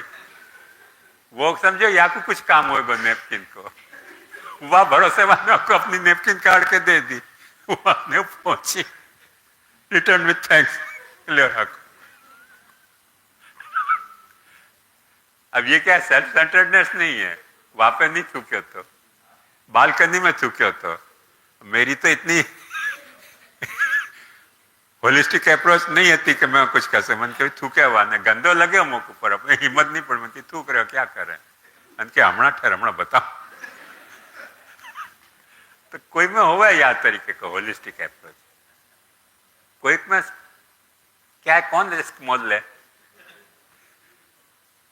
अब वो पता नहीं मोटा तो या लिए कर सके हो कि हिम्मत है तो या लिए कर सके हो, कैसे किए वाने मुझको इंक्वायरी नहीं पता है। ओवर बोल्ड है तो या में संदेह नहीं। समझो कोई मारे तो कहाँ करना बाबा। तो बहुत सारी बातें ऐसी हैं कि ये जो वेग हैं काम क्रोध के, उनको मैनेज करने का आपका इश्यू है। तो अधिकारी का विशेषण है कि साधना को अंग है। मैं ये बात को प्रपोज कर रहा हूँ। हेलो जे आई थिंक ये अधिकारी और साधना को अंग दोनों है, क्योंकि स्टार्टिंग में कह रहे हैं कि शरीर तजता पहला मीन्स मोक्ष एंड मुक्ति प्राप्त थसे एना पिल्ला in the process of life he is asking to control over काम and क्रोध. So this is a sadhanang, and if you control over this, then you are eligible to be a shaktiman or a purush yukt or a sukhi जीव. सुखी, हाँ, and सयुक्त sukhi. ससुखी, ऐसा कुछ है ना। शक्तिमान पुरुष युक्त અને સુખી છે. शक्नोति एव यस्सोढुं प्राप्त शरीर के काल में सयुक्त सुखी नर। देख, युक्त एक अलग चीज है। युक्त माने the one who has controlled over his drives, और इनके जो वेग हैं उन पर जो कंट्रोल कर सके वो युक्त है, और जाको कंट्रोल नहीं हो रहा है वो अयुक्त है। तो जो युक्त है वो सुखी है, वो युक्त है वो सुखी है। जो कंट्रोल नहीं कर पा रहे हो वो युक्त नहीं है। एक बात सर, योग को जो पास्ट पार्टिसिपल है वो युक्त है। जैसे gone and goer and to go, past participle क्या है? गॉन। ऐसे योग को पास्ट पार्टिसिपल युक्त है। तो युक्त वो है, माने कंट्रोल कौन कर पा रहे है? कंट्रोल कौन कर रहे है? कि जो वेग को सहन कर रहे है। जो वेग को नहीं सहन कर रहे है वह को कंट्रोल नहीं है।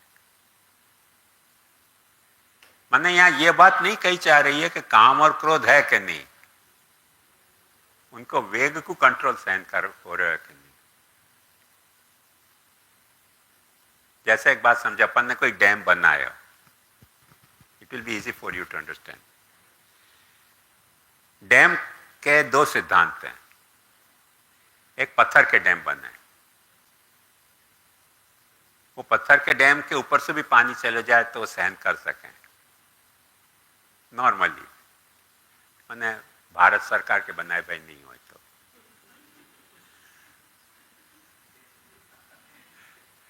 एक मट्टी के डैम हुए हैं। मट्टी के डैम की ये विशेषता हुआ है कि वो जब तक पानी उनके नीचे रहे तब तक तो पानी को सहन कर सके। यदि पानी ओवरफ्लो बहे तो मट्टी को डैम बह जाएगा। ऐसे दो तरीके के डैम हुए हैं। तो वो वेग सहन नहीं कर सके। जो पत्थर के डैम हुए हैं, सीमेंट के डैम हुए हैं, वो क्या पानी के वेग को सहन कर सके। जैसे अभी नासिक में गोदावरी पे एक ब्रिज है, वो मैं जब नासिक में तो 52 में, तब वाकई 100 साल पूरे हो गए थे, अभी तक नहीं टूटे हुए। शायद अब टूटे हुए तो पता नहीं। हाँ है ना, अंग्रेजन का बनाया हुआ। वाकई 100 साल की मियाद तो तब पूरी हो गई। और हर साल इतना प्रवाह फ्लड आता तो वहां को सारो फ्लड का जो वेग है वो वहां ब्रिज को सहन करना पड़ता था। और मैंने ऐसे सुनी, मुझको एग्जैक्ट नहीं पता है कि अभी भारत सरकार ने एक डैम बनाया, वहां दूसरा एक ब्रिज बनाया, वो 2 बार टूट गया वह गोदावरी के फ्लड में। तो तुम्हारे को युक्त और अयुक्त को ये कॉन्सेप्ट है कि भाई वहां में स्ट्रेंथ है कि नहीं सहन करने की। आयो ख्याल में? जैसे तुम प्राणायाम कर रहे हो, हर व्यक्ति सांस तो रोक ही है, पर स्ट्रेंथ है कि नहीं रोकने की? तुम्हारे फेफड़ा में कितनी स्ट्रेंथ है? जैसे तुम अंडर वाटर स्विमिंग कितनी देर कर सको, वो तुम्हारे स्ट्रेंथ का प्रमाण है। आदमी थोड़ी देर में ऊपर आ जाएगा। जहां में स्ट्रेंथ है जाके लंग्स में ज्यादा देर तक तैर सकेगा अंदर। तो यहाँ युक्त को मतलब वहां में स्ट्रेंथ है कि नहीं वेग को सहन करने की। क्रोध नहीं आ रहा है ऐसी बात नहीं है, काम नहीं है ऐसी बात नहीं है। Can you control? Do you have strength? to control it or not. तो सयुक्त ससुखी नर.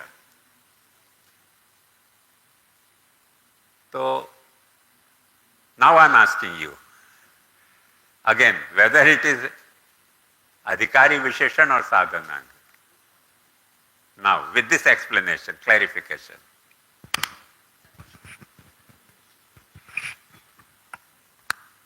I am not taking any stand. No? I am not taking any stand. Just it's an inquiry to think over it. मोकू अधिकारी को लग रहे हो है क्योंकि वहाँ ये एक तो थप्पा दे दियो ठाकुर भगवान ने कि अगर तुमने वो वेग सहन कर लियो तो तुम सुखी हो गए. तो एक बार वो हो गए, बाद में आए कि ना आए तो वो एक्सेप्ट युक्त हो जाएगा, स्ट्रेंथ उसको मिल जाएगी. तो ये उसकी अधिकारिता है. साधना हो तो क्या होता कि आगे जाके और कठिनाई आती और वो वेग सहन कर पातो कि नहीं पातो वो समझ नहीं पाएंगे. पर अधिकारी मिल गई है तो आगे जाके आएगो कि नहीं आएगो वो सुखी रहेगा और वेग सहन कर पाएगा. मेरा यही कहना था कि यदि अधिकारी साधनांग माने तो काम और क्रोध का जो सब्लिमेशन हो रहा है ना वो ही नहीं सकेगा. और जबकि सब्लिमेशन तो हो रहा है, अपन ने देखियो वस्तु के लेवल पे काम क्रोध, प्राणी के लेवल पे काम क्रोध. जैसे प्राणी को मैं अक्सर एक बात कहूं, प्राणी को काम क्रोध कितना भोलो काम क्रोध है कि जब तुमने वहां कुछ छेड़े हुआ गुस्सा आवे तो सबसे पहले एसेस करे कि तुम ताकत वाले कि वो ताकत वाले हो. तुम ताकत वाले हो तो भाग जाए काम की शरण लेके कि बचो. वो आपको लग जाए कि तुम कमजोर हो तो तुम पे अटैक करेगा तुरंत. आपके पास भोली श्रद्धा है काम और क्रोध पे, कैलकुलेटेड श्रद्धा नहीं है. अपनी क्या है, भोली श्रद्धा नहीं है, अपनी बड़ी कैलकुलेटेड श्रद्धा है. अपन करेंगे कि अच्छा, जैसे मेरी श्रद्धा थी कि गंदो काम कियो या निथू क्यों, पर मेरी भोली नहीं थी, कैलकुलेटेड. भाई अपन कुछ कहेंगे शर्त में मारा मारी करे कौन या जमेला मोल ले, वो कांटा वाला ने तुरंत कांटा ही चुपा दिया हुआ को. तो ऐसे कई लोगों की भोली श्रद्धा नहीं हुआ, कई लोगों की कैलकुलेटेड श्रद्धा हुआ, कई लोगों की भोली श्रद्धा हुआ. आया ना अभी रिसेंटली ऐसे भयो, कोई छोटा बच्चा है तो वो बच्चा को चिढ़ाने में मजा आवे. ने बच्चा वाकई एक दिन बात चल रही थी तो मैंने उससे पूछे कौन बदमाश तूफानी है, तो बच्चा को बुरी लग गई. हार्डली 1.5-2 साल को, 2 साल को या 2.5 साल को है. दूसरी बार वाकई माँ ने कही कि जब बाबा का फोन आया चलो नमस्कार करो, बाबा गंदे हैं. फट. अब वो माँ समझा नहीं बाबा को ऐसे नहीं कहते हैं, ऐसे नहीं बाबा गंदे हैं. क्योंकि मैंने वहां को बदमाश पूछी ना, वह कोई ईगो हो गया. बोलो ईगो हर्ट भयो, कैलकुलेटेड नहीं. तो कोई के क्या हुए भोले हुए ईगो, कोई के कैलकुलेटेड ईगो है. संकल्प प्रभवान कामान, संकल्प प्रभाव काम, संकल्प प्रभाव क्रोध, वो कैलकुलेटेड है. वहां तुमने प्रोज एंड कॉन दोनों विचार है, क्या करने से उपयुक्त होगा, क्या करने से मेरे पे आ जाएगी बात. और बोले ऐसे हुए फट से हो जाए. बात समझ में आई ना. दोनों तरह के काम भी हो सके, दोनों तरीके के क्रोध भी हो सके. या लिए मेरा ऐसा मानना है, सब्जेक्ट टू करेक्शन, कि अधिकारी विशेषण है, साधनांग नहीं है. क्या ख्याल है? एग्री और डिसएग्री? माइक.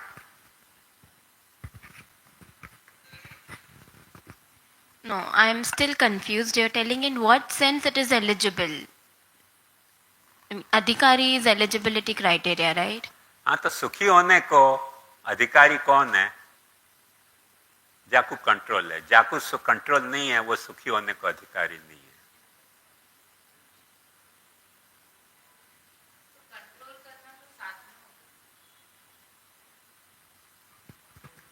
कंट्रोल करना तो साधना हो गई ना। हाँ भाई, कोई मेरा पक्ष ले रहे हो कि नहीं?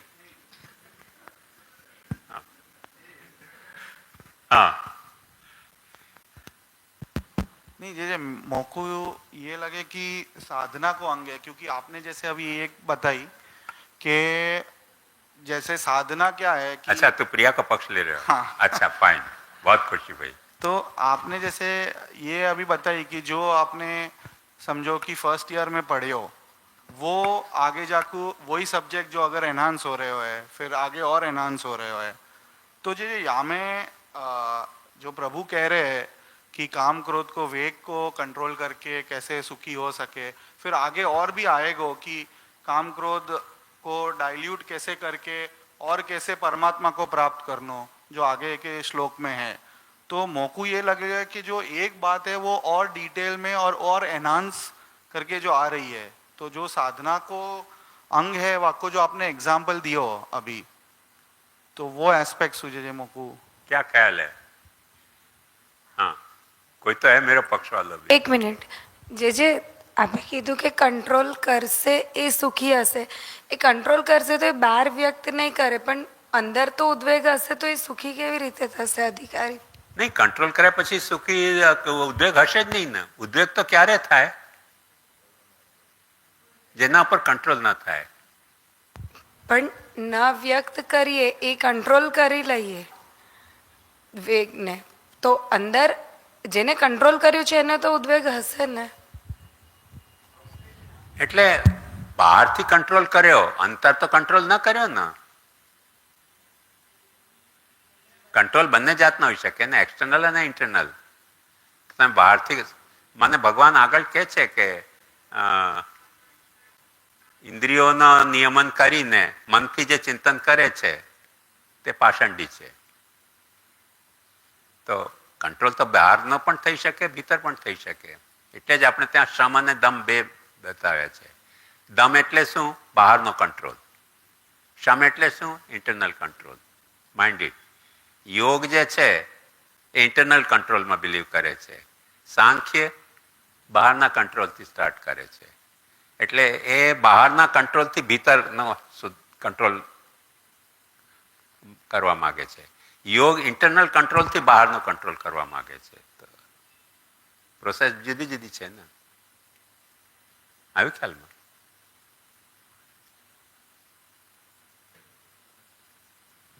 એ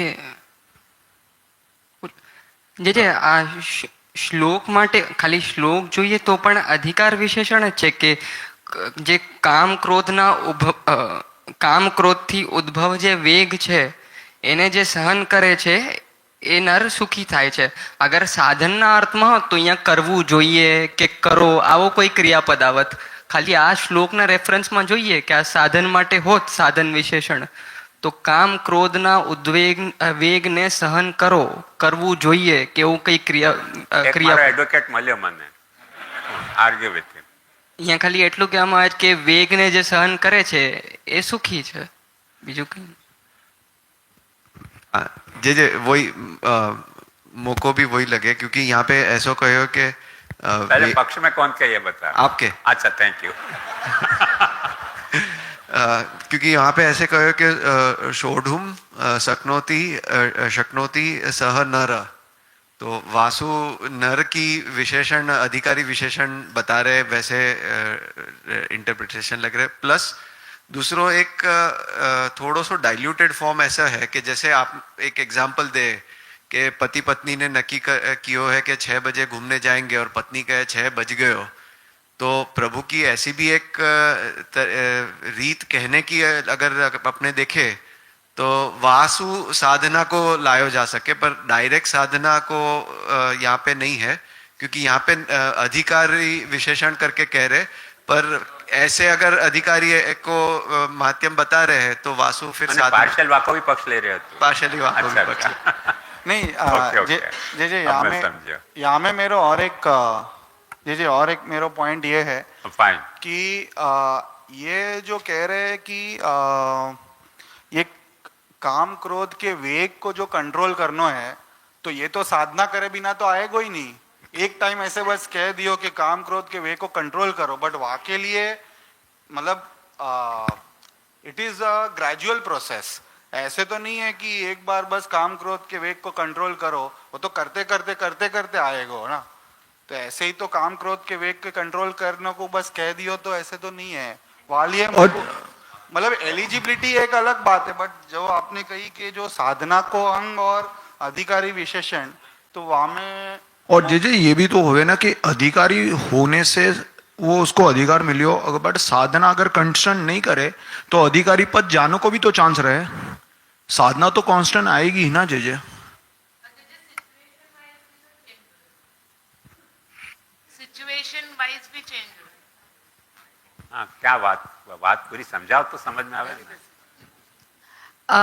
काम और क्रोध जिस रीजन से आ रहे हुए वो जैसा आपने बोला सब्लिमेशन होवे, तो कि कोई पॉइंट पे सब्लिमेशन होवे, कोई पॉइंट पे नहीं भी होवे, तो वो सिचुएशन भी डिफर करे ना। तो पक्ष कौन को ले रही है? अच्छा, प्रिया को। अच्छा,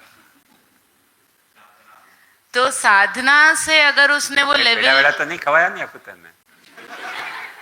तो अगर साधना से उसने वो लेवल प्राप्त किया रहेगा तो कोई भी सिचुएशन में उसके काम और क्रोध पे वैसे वो कंट्रोल कर पाएगा ना।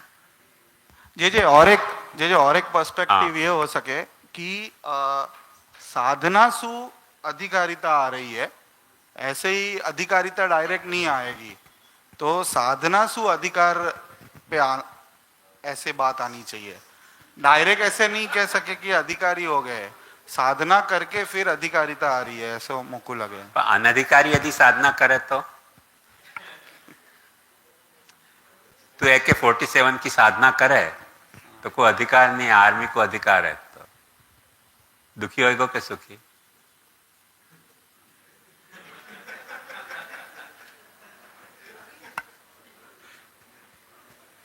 साधना से अधिकार आवे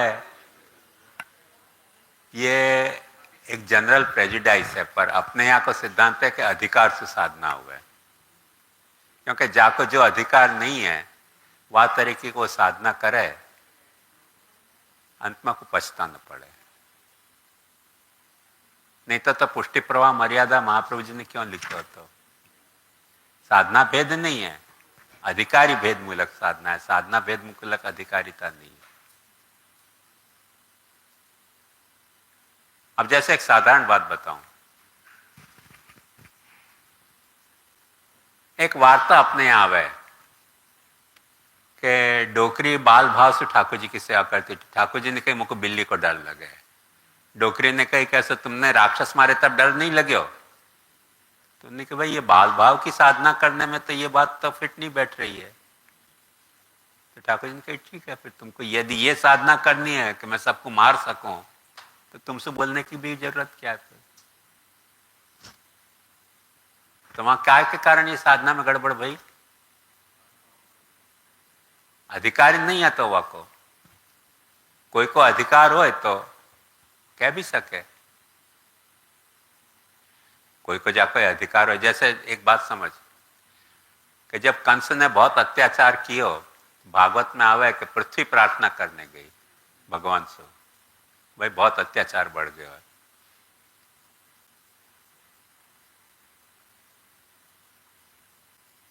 जरथुष्ट्र धर्म में भी ऐसे आवे है कि जब ब्राह्मण ने गाय काटनी शुरू करी तो पृथ्वी गाय को रूप लेके जरथुवा के पास गई, अहुरमज़्द के पास।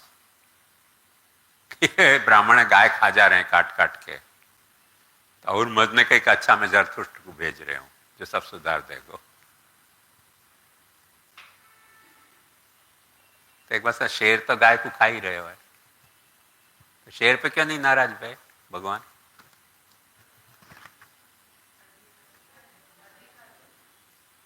आपको अधिकारिता है, अपनी अधिकारिता नहीं है। आया ख्याल में?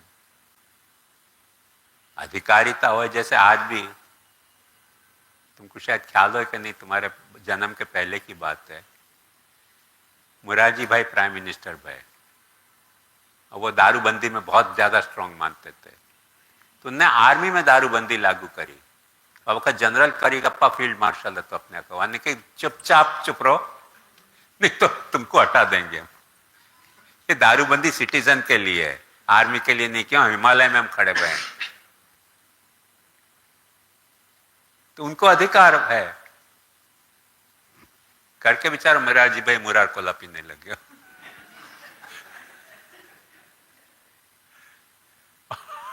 और वह वक्त यहाँ प्राइम चीफ मिनिस्टर હતો ને तब क्या होता, यहाँ दारूबंदी चेक होती वर हाजी अली पे, और नेहरू खुद दारू पीता तो, नेहरू बहुत दारू पीता था। तो जब भी यहाँ बंबई आने वाला होता तो मुरारजी भाई पहले से ही सब डब्बा हटा देते चेकिंग के। नेहरू के जाने के बाद फिर डब्बा आ जाते थे, वर्ली ये हाजी अली पे डब्बा लगते थे, कोई दारू अंदर तो नहीं आ रही है बंबई में वाकई, क्योंकि बंबई तब वहीं खत्म हो जाती थी, उसके बाद सबर्ब शुरू होता था। अब तो बंबई आगे तक गई। तो अधिकारी तो पी सके कि नहीं पी सके? जैसे क्षत्रिय को दारू पीने की छूट थी, ब्राह्मण दारू पिया तो मरणांत प्रायश्चित है। तो दारू पीना पाप है क्या अधिकारी को अनधिकारी को पीना पाप है क्या? ऑलवेज अधिकारी का प्रश्न तो सिग्निफिकेंट है ही। अधिकारी से साधना आ रही है, साधना से अधिकार नहीं आ रहे हो, साधना से तो फल आ रहे हो। अधिकार, साधना और फल, ऑर्डर ये है। हर व्यक्ति साधना करने लग जाए, अधिकार नहीं होए तो कितना कैवस होएगा। अभी समझे तू डॉक्टर नहीं है, कोई को ऑपरेशन कर दे तो ना आवे चे करता, अरे भाई आवे चे करता, मारे मरવું। रीडर्स डाइजेस्ट में मैंने जोक वांचो तो नयो नयो डॉक्टर હતો तो टॉन्सिल को ऑपरेशन હતો, आके बेचारे के हाथ कांप रहे थे। सिस्टर ना तू कही कि काट दे, पेशेंट उठ के भाग ही गयो दवाखाना में। कि सिस्टर वाकू समझा रही है कि काट दे, तो अनके कुछ लफड़ा है, अनके भागे क्यों? बोले सिस्टर समझा रही थी डॉक्टर को कि काट दे, मतलब डॉक्टर को कॉन्फिडेंस नहीं है तो अनधिकार है ना। तो जाको अधिकार है वो करे ना तो वहां में फल आवे, नहीं तो फल नहीं आवे। जे यहाँ अधिकारी को तो समझ में आया, but this to have a control over काम एंड क्रोध is for everybody, no? Who can control calm and क्रोध? Everyone has to do that, is what No. it is explaining, right? I mean, I am saying that who has a control over the wave of calm or control? The flooding situation of calm and control, ક્રોધ. કામ અને ક્રોધની જ્યારે flood આવતી હોય તે વખતે control જે કરી શકતો હોય તે માણસ સુખી થશે, જે એને કંટ્રોલ ન કરી શકતો હોય તેને તો દુઃખી થવું જ પડશે ને. हाँ, right. So this अच्छा, message એમાં is એક for કારણ- everybody. એમાં એક કારણ એ પણ બતાવ્યું કે यही સંસ્પર્શજા ભોગા દુઃખયો ન આવે તે. એટલે જે વસ્તુ કોન્ટેક્ટથી તમને કામ સેટિસ્ફાઈ કરે છે અને એક જે કોન્ટેક્ટ વગર કામ સેટિસ્ફેક્શન કરે છે, કોન્ટેક્ટથી જે ક્રોધ તમારો ન્યુલિફાઈ થાય છે અને કોન્ટેક્ટ વિના ક્રોધ ન્યુલિફાઈ થાય છે. તો દુઃખ યોની કોણ છે? એ કોન્ટેક્ટને કારણે થઈ રહ્યો છે. એક વાત સમજો, જેટલા કાર્ટુનિસ્ટ છે એમને લીડરો પર ક્રોધ આવે છે કે નહીં? એક કાર્ટૂન બનાવી દે લીડરનું, એમને કઈ થાય તો પનિશમેન્ટ. કોન્ટેક્ટથી જે લીડરને થપ્પડ મારવા જાય, હમણાં ટ્રમ્પને કોઈએ થપ્પડ મારી દીધી, એરેસ્ટ થઈ ગયો, પણ એ કાર્ટૂનની થપ્પડ મારો તો એમાં કોન્ટેક્ટ નથી ને. તો એ સંસ્પર્શ જાય ભોગા દુઃખ યો ને, કોન્ટેક્ટથી જે કામ ક્રોધના સેટિસ્ફેક્શન આપણે માંગીએ છીએ ને, તે દુઃખ યોની થાય છે. કેમ કે કોન્ટેક્ટ જે છે તે ઓલવેઝ લિંગર ઓન નથી કરતો, અને જે કોન્ટેક્ટ વગર કરે છે તે લિંગર ઓન કરે છે. કેમ કે એનો કોન્ટેક્ટ તમે કરે નહીં. ધારો કે તું મને મનમાં બેવકૂફ સમજતી હોય, આઈ હાર્ડલી બોધર અબાઉટ ઇટ. તું મને કોન્ટેક્ટમાં કહી દે કે તમે બેવકૂફ છો, તો મારા કાનને કોન્ટેક્ટ હશે ને શબ્દ, તો મને ગુસ્સો આવશે. મનમાં તું સમજતી હોય કે શાંભા તો બેવકૂફ છે, મને શું ફરક પડે? પડશે ફરક? ધારો કે હું તમને બેવકૂફ સમજતો હું, તો તને ફરક પડે? ના ફરક પડે. બોલી દઉં તો કાલથી આવવાનું બંધ કરશે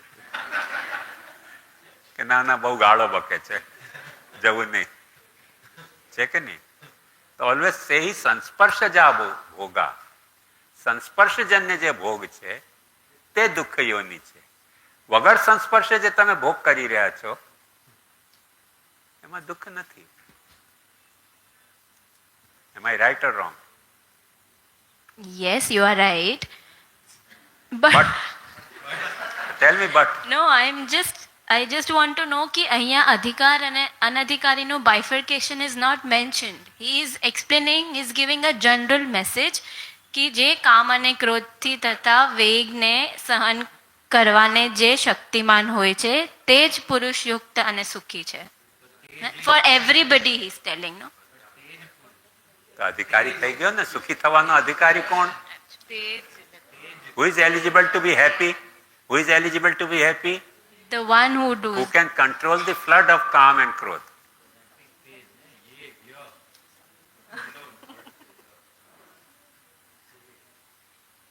Tej is important. Huh? Tej is important. Yeah. तो अपन यहाँ रखें. हाँ कुछ.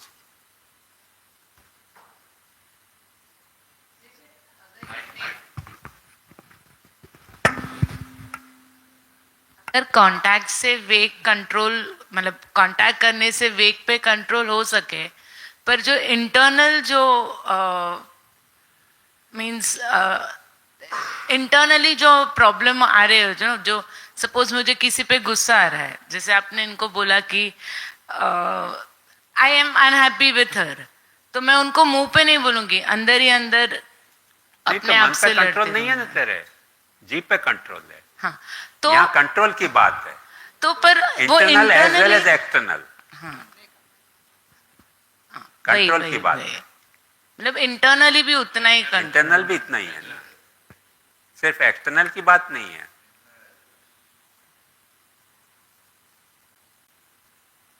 इंटरनल कंट्रोल है तो फिर कोई प्रॉब्लम नहीं आएगी. आएगी? एक्सटर्नल अपन ने कंट्रोल कर दियो ना, तो पहले ऐसे कहते थे कि योगश चित्तवृत्ति निरोध. चित्तवृत्ति को निरोध करना योग है. फ्रायड क्या है? रोगश चित्तवृत्ति निरोध. चित्तवृत्ति को निरोध करना रोग है. सारे रोग जो है चित्तवृत्ति के निरोध से पैदा हुए. पर कब? When you are controlling externally.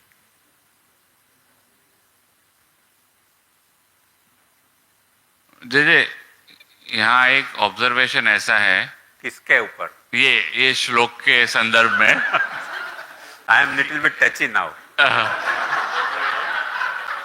Come on tell me. जे प्रभु यहाँ काम और क्रोध को खत्म करने की बात नहीं कर रहे हैं, पर काम और क्रोध को कंट्रोल करने की बात कर रहे हैं. It is inevitable. वो खत्म आप नहीं कर सकते हो, तो आप उसके वेग को कंट्रोल करो. ऐसे जस्ट ऐसा ऑब्जर्वेशन था. बहुत सच्ची बात है, बहुत अच्छी बात है. क्योंकि एक सीधी सी बात समझो,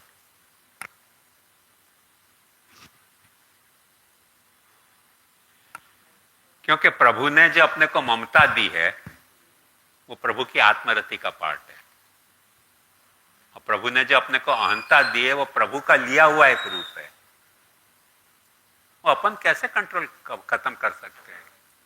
अपन का अपना, जिन लोगों के मत में अपनी अहंता ममता मिथ्या माइक है, वो तो ये कह सकते हैं कि खत्म कर सकेंगे ज्ञान से, क्योंकि भ्रांति है ये अहंता ममता।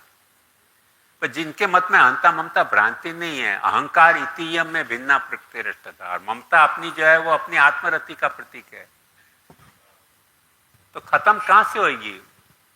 उसका जो माने जो उसका दुर्व्यय है वो अपन बंद कर सकते हैं। अहंता का दुर्व्यय, ममता का जो दुर्व्यय है वो तो अपन बंद कर सकते हैं, क्योंकि उसका सद्व्यय करना, अपव्यय करना के नहीं व्यय करना, वो तीनों अपने हाथ में प्रभु ने दिए हैं। जैसे बैंक से अपन कैपिटल लेते हैं बिजनेस के लिए, उसको अपन बिजनेस प्रमोट के लिए वापर सकते हैं, मालिया की तरह अपन खा के भग जाए, ऐसा भी हो सकता है। वो अपने हाथ में है, वो मूड़ी अपनी नहीं है, कैपिटल अपनी नहीं है। You are suppose to manage it for the promotion of your business. तो प्रभु ने जो अपने को अहंता ममता दी, ये दुनिया में अपन जो भी काम कर रहे हैं धर्म अधर्म के, उसको मैनेज करने के लिए दी। उसके तीनों पॉसिबिलिटी हैं, उस अहंता ममता को अपन अच्छा तरह से वापरें, उस अहंता को वापरे ही नहीं बुद्ध भगवान की तरह के, सब निरर्थक है, अथवा सेल्फ सेंटर होके वापरें विदाउट बीइंग अवेयर। जैसे एक बात बताऊं, 3 साल मैंने लर्निंग लाइसेंस रखा, हर वक्त आरटी वाला पूछता था कितनी बार रिन्यू करोगे? मैंने जब तक गाड़ी चलानी नहीं आएगी तब तक करेंगे। मेरे को गाड़ी चलानी क्यों नहीं आती? क्योंकि जब मेरे सामने कोई आ जाता तो मेरे को लगता कि इसकी आयुष्य पूरी हो गई, इसलिए वो ब्रेक लगाने की मेरे को सूझती नहीं थी। जब भी कोई गाड़ी के सामने आता तो मेरे को फिलोसफी सूझती थी, इसकी शायद आयुष्य पूरी हो गई है, नहीं तो सामने क्यों आया? तो कैडल रोड पर मैंने 3-4 कुत्ते मार दिए। फिर मेरे को लगा कि अभी तो कुत्ते मर रहे हैं, कोई आदमी मरा तो अपन मरेंगे। और वो लास्ट जो स्ट्रॉ है वो ऊंट की कमर तोड़ दे। मैं दादाजी को डेमोन्स्ट्रेशन देने के लिए आया कि अब गाड़ी चलानी आ गई। तो दादाजी को भुलेश्वर से लेके ओके ये जो ग्लेक्सो लेबोरेटरी थी ना, यहाँ तक लाया, यहाँ डिवाइडर पर चढ़ गई गाड़ी। तो दादाजी ने कहा क्या हुआ? उनका कोई नीचे भाटा आया लगता है। दादाजी बेचारे इतने डर गए कि वो बोले ही नहीं कुछ, चुप बैठ गए। घर में जाके सीढ़ी चढ़ी, गाड़ी में से उतर के मुझे कहा कि तेरे कार के नीचे भाटे आ गए ना बेटा, अब गाड़ी मत चलाया कर। तब से मैंने छोड़ दी गाड़ी गाड़ी के नीचे भाटा नहीं आता, भागा भाटा के ऊपर गाड़ी आई थी। तो मैंने उसका दूसरा वर्जन दिया, गाड़ी के नीचे कोई भाटा आया लग, एक्चुअली वो डिवाइडर पर चढ़ गई थी। मेरे को फिलोसॉफिकल आइडिया ज्यादा आ जाते थे ड्राइविंग करते करते। तकलीफ ये होती है। Am I clear? जी जी, तो आपने कही जो अहम है वो भगवान ने ही एक रूप धारण किया है, और जो ममता है वो कोई रति विशेष है। तो जो बालबोध में ही पुनः जो अहंता ममता नाशे सर्वथा निरहंकृत कहते हैं, तो नाश उपशमन के अर्थ में, उपशमन क्या? उपशमन नाश आदर्श नहीं, प्रकट नहीं होना।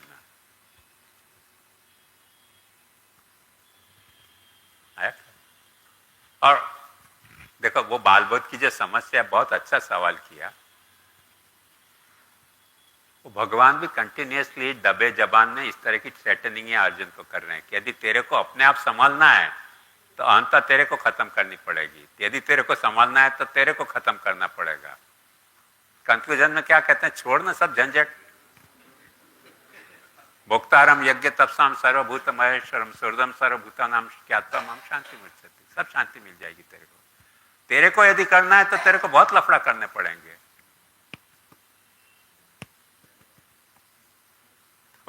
ये स्वतः मोक्ष में तो फिर तुम अपने ले रहे हो तो जिम्मेदारी भी तुम लो ना। परतो मोक्ष में तो तुम्हारी जिम्मेदारी है ही नहीं। अच्छा, कई लोग जैसे बुद्ध भगवान है, शंकराचार्य वगैरह, कई लोग ऐसे मानते हैं कि अपदीपो भव, बुद्ध भगवान का एक सिद्धांत था। अपदीपो भव माने you be your own light, don't depend on another light. अपदीपो भव, પોતે પોતાનો દીવડો થા, તો પછી તો તેલ પણ તને પોતાનું લાવવું પડશે ને, અને બાતી પણ પોતાની લાવવી પડશે, અને પેટાવી પણ પોતે પડશે।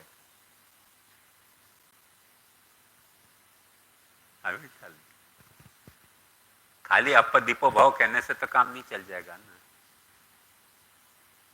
अब तुम गांव का तेल लेके, गांव की बाती लेके, गांव का दिया लेके तुम बत्ती जला रहे हो, तो बात तो यही, तुमने यहां नहीं कहा, वहां तुमने एक्सेप्ट कर ली दूसरे की डिपेंडेंसी। तो सवाल ये है कि स्वतः मोक्ष देना है तो ये सब जिम्मेदारी अपने पे आ रही है। इसलिए एक उर्दू शायर ने बहुत अच्छा कहा, ना करदा गुनाहों में गिरफ्तार हुआ हूं, अब देखिए जुर्म की मिलती है सजा क्या। जे गुनो मैं नहीं कर्यो तेना मारो अरेस्ट थयो छुं, केम के अहंकार मैं नो तो पैदा कर्यो। मानस कोई पोते अहंकार पैदा करे छे, ममता कोई पोते पैदा करे छे। भगवान खुद गीता में कही रहे छे, संगात संजाय ते काम। जे एनवायरमेंट में तमे रहो छो एमां तमने कामना प्रकट थई जाय छे कि मैं पैदा ज नथी कर्यो तो एनो गुનેગાર केवी रीते थाऊं।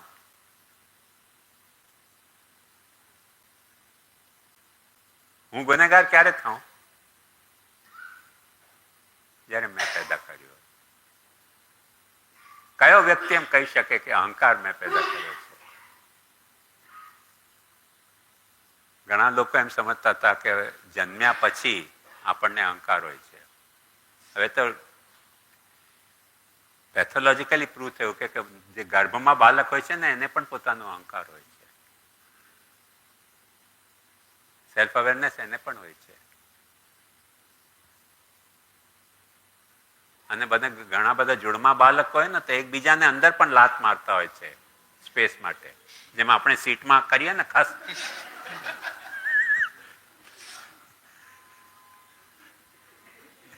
આવું કરતા હોય છે। અંદર પણ એટલો ઝઘડો છે, ભારત છે એવું નહીં।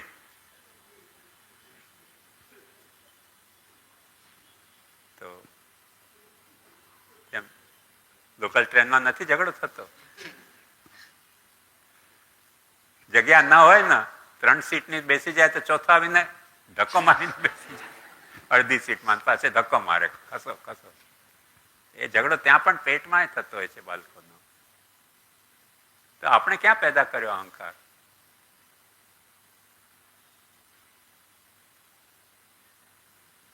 નથી આપણે અહંકાર पैदा કર્યો, નથી આપણે મમકાર पैदा કર્યો।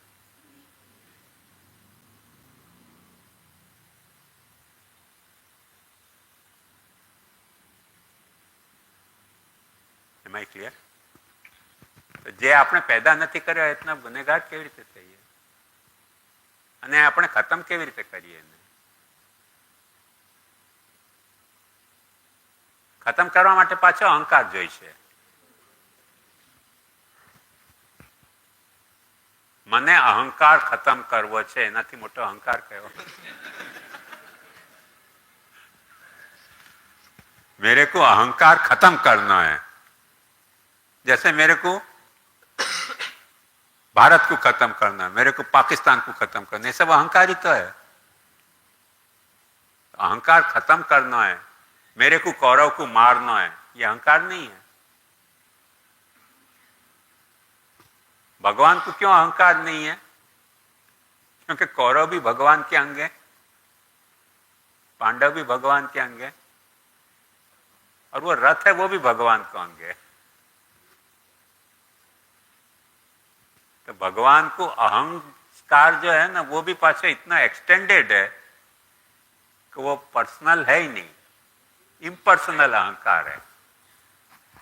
और वही लिए मैंने बताया कि अपना एक बॉडीली अहंकार एक अलग है, सोशल अहंकार एक अलग है। सोशल अहंकार अपना जो है वो बॉडीली है, फिजिकल है। तारू नाम शू? कल्प। हाँ, कल्प कल्प कल्प। એ કલ્પ હોવાનો અહંકાર. અને તારી જ્ઞાતિ કઈ? નાગરવાણિયા. નાગરવાણિયા હોવાનો અહંકાર છે કે નહીં? એ તારો કન્ફાઇન ટુ યોર બોડી નથી. એની સે હું નાગરવાણિયા છું, તો જેટલા પણ નાગરવાણિયા હશે ને એમાં તારો અહંકાર ડિસ્ટ્રીબ્યુટ થઈ ગયો. And when you say I M Indian, કેટલા કરોડ? એટલા કરોડમાં ડિસ્ટ્રીબ્યુટ થયો તારો અહંકાર. And when you say I am a human being, just imagine how extended your ego is.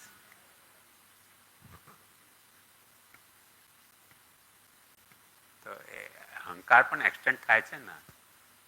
Therefore, when you say I am Brahman, it ceases to be ahankar.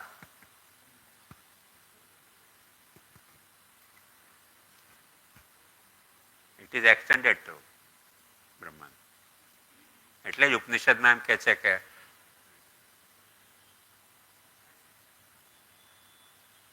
અહમેવાહમ મામ જુહોમિ Swaha અહમન્નમહમન્નમહમન્નમ અહમન્નાદો ઓહમન્નાદ ઓહમન્નાદ. I am the food and I am the eater. I am the food and I am the eater.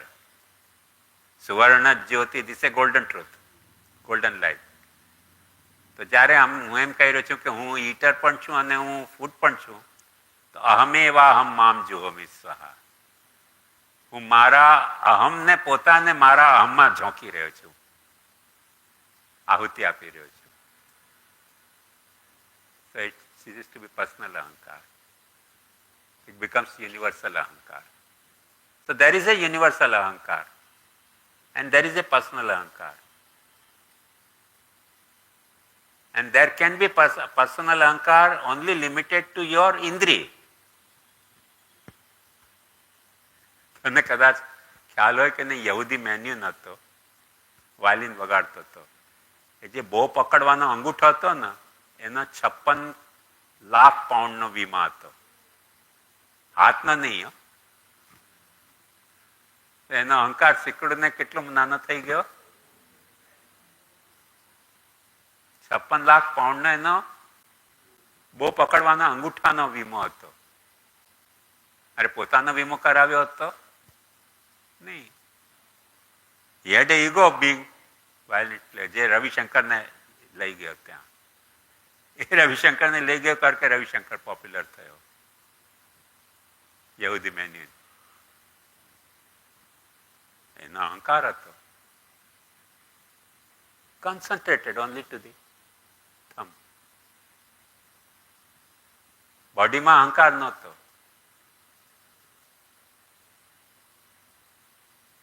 આપણે ત્યાં એવા વિચિત્ર વીમા નથી ઉતરતા. ઈશ્વરરાય પોતાના બીટીનો વીમો કરાવે તો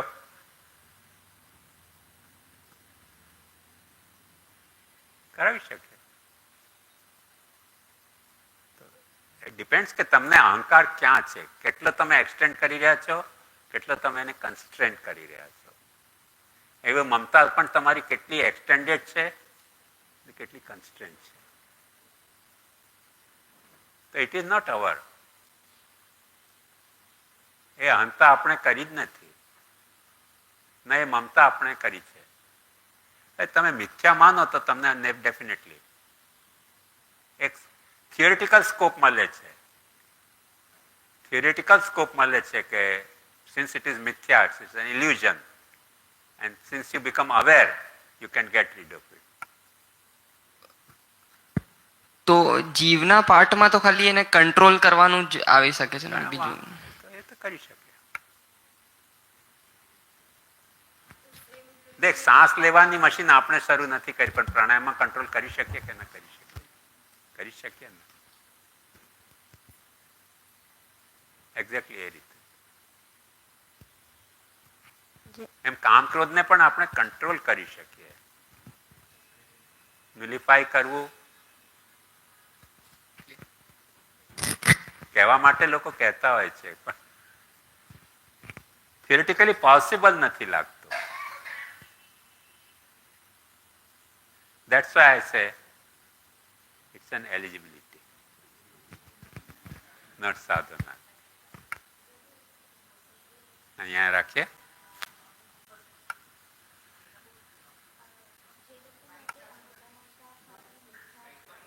માઇક. હેલો. જે લોકો માટે અહંતા મમતા ખાલી મિથ્યા છે એ લોકો માટે અહંતા મમતાનો ત્યાગ ખાલી થિયોરિટિકલ સ્કોપ છે, પોસિબલ નથી.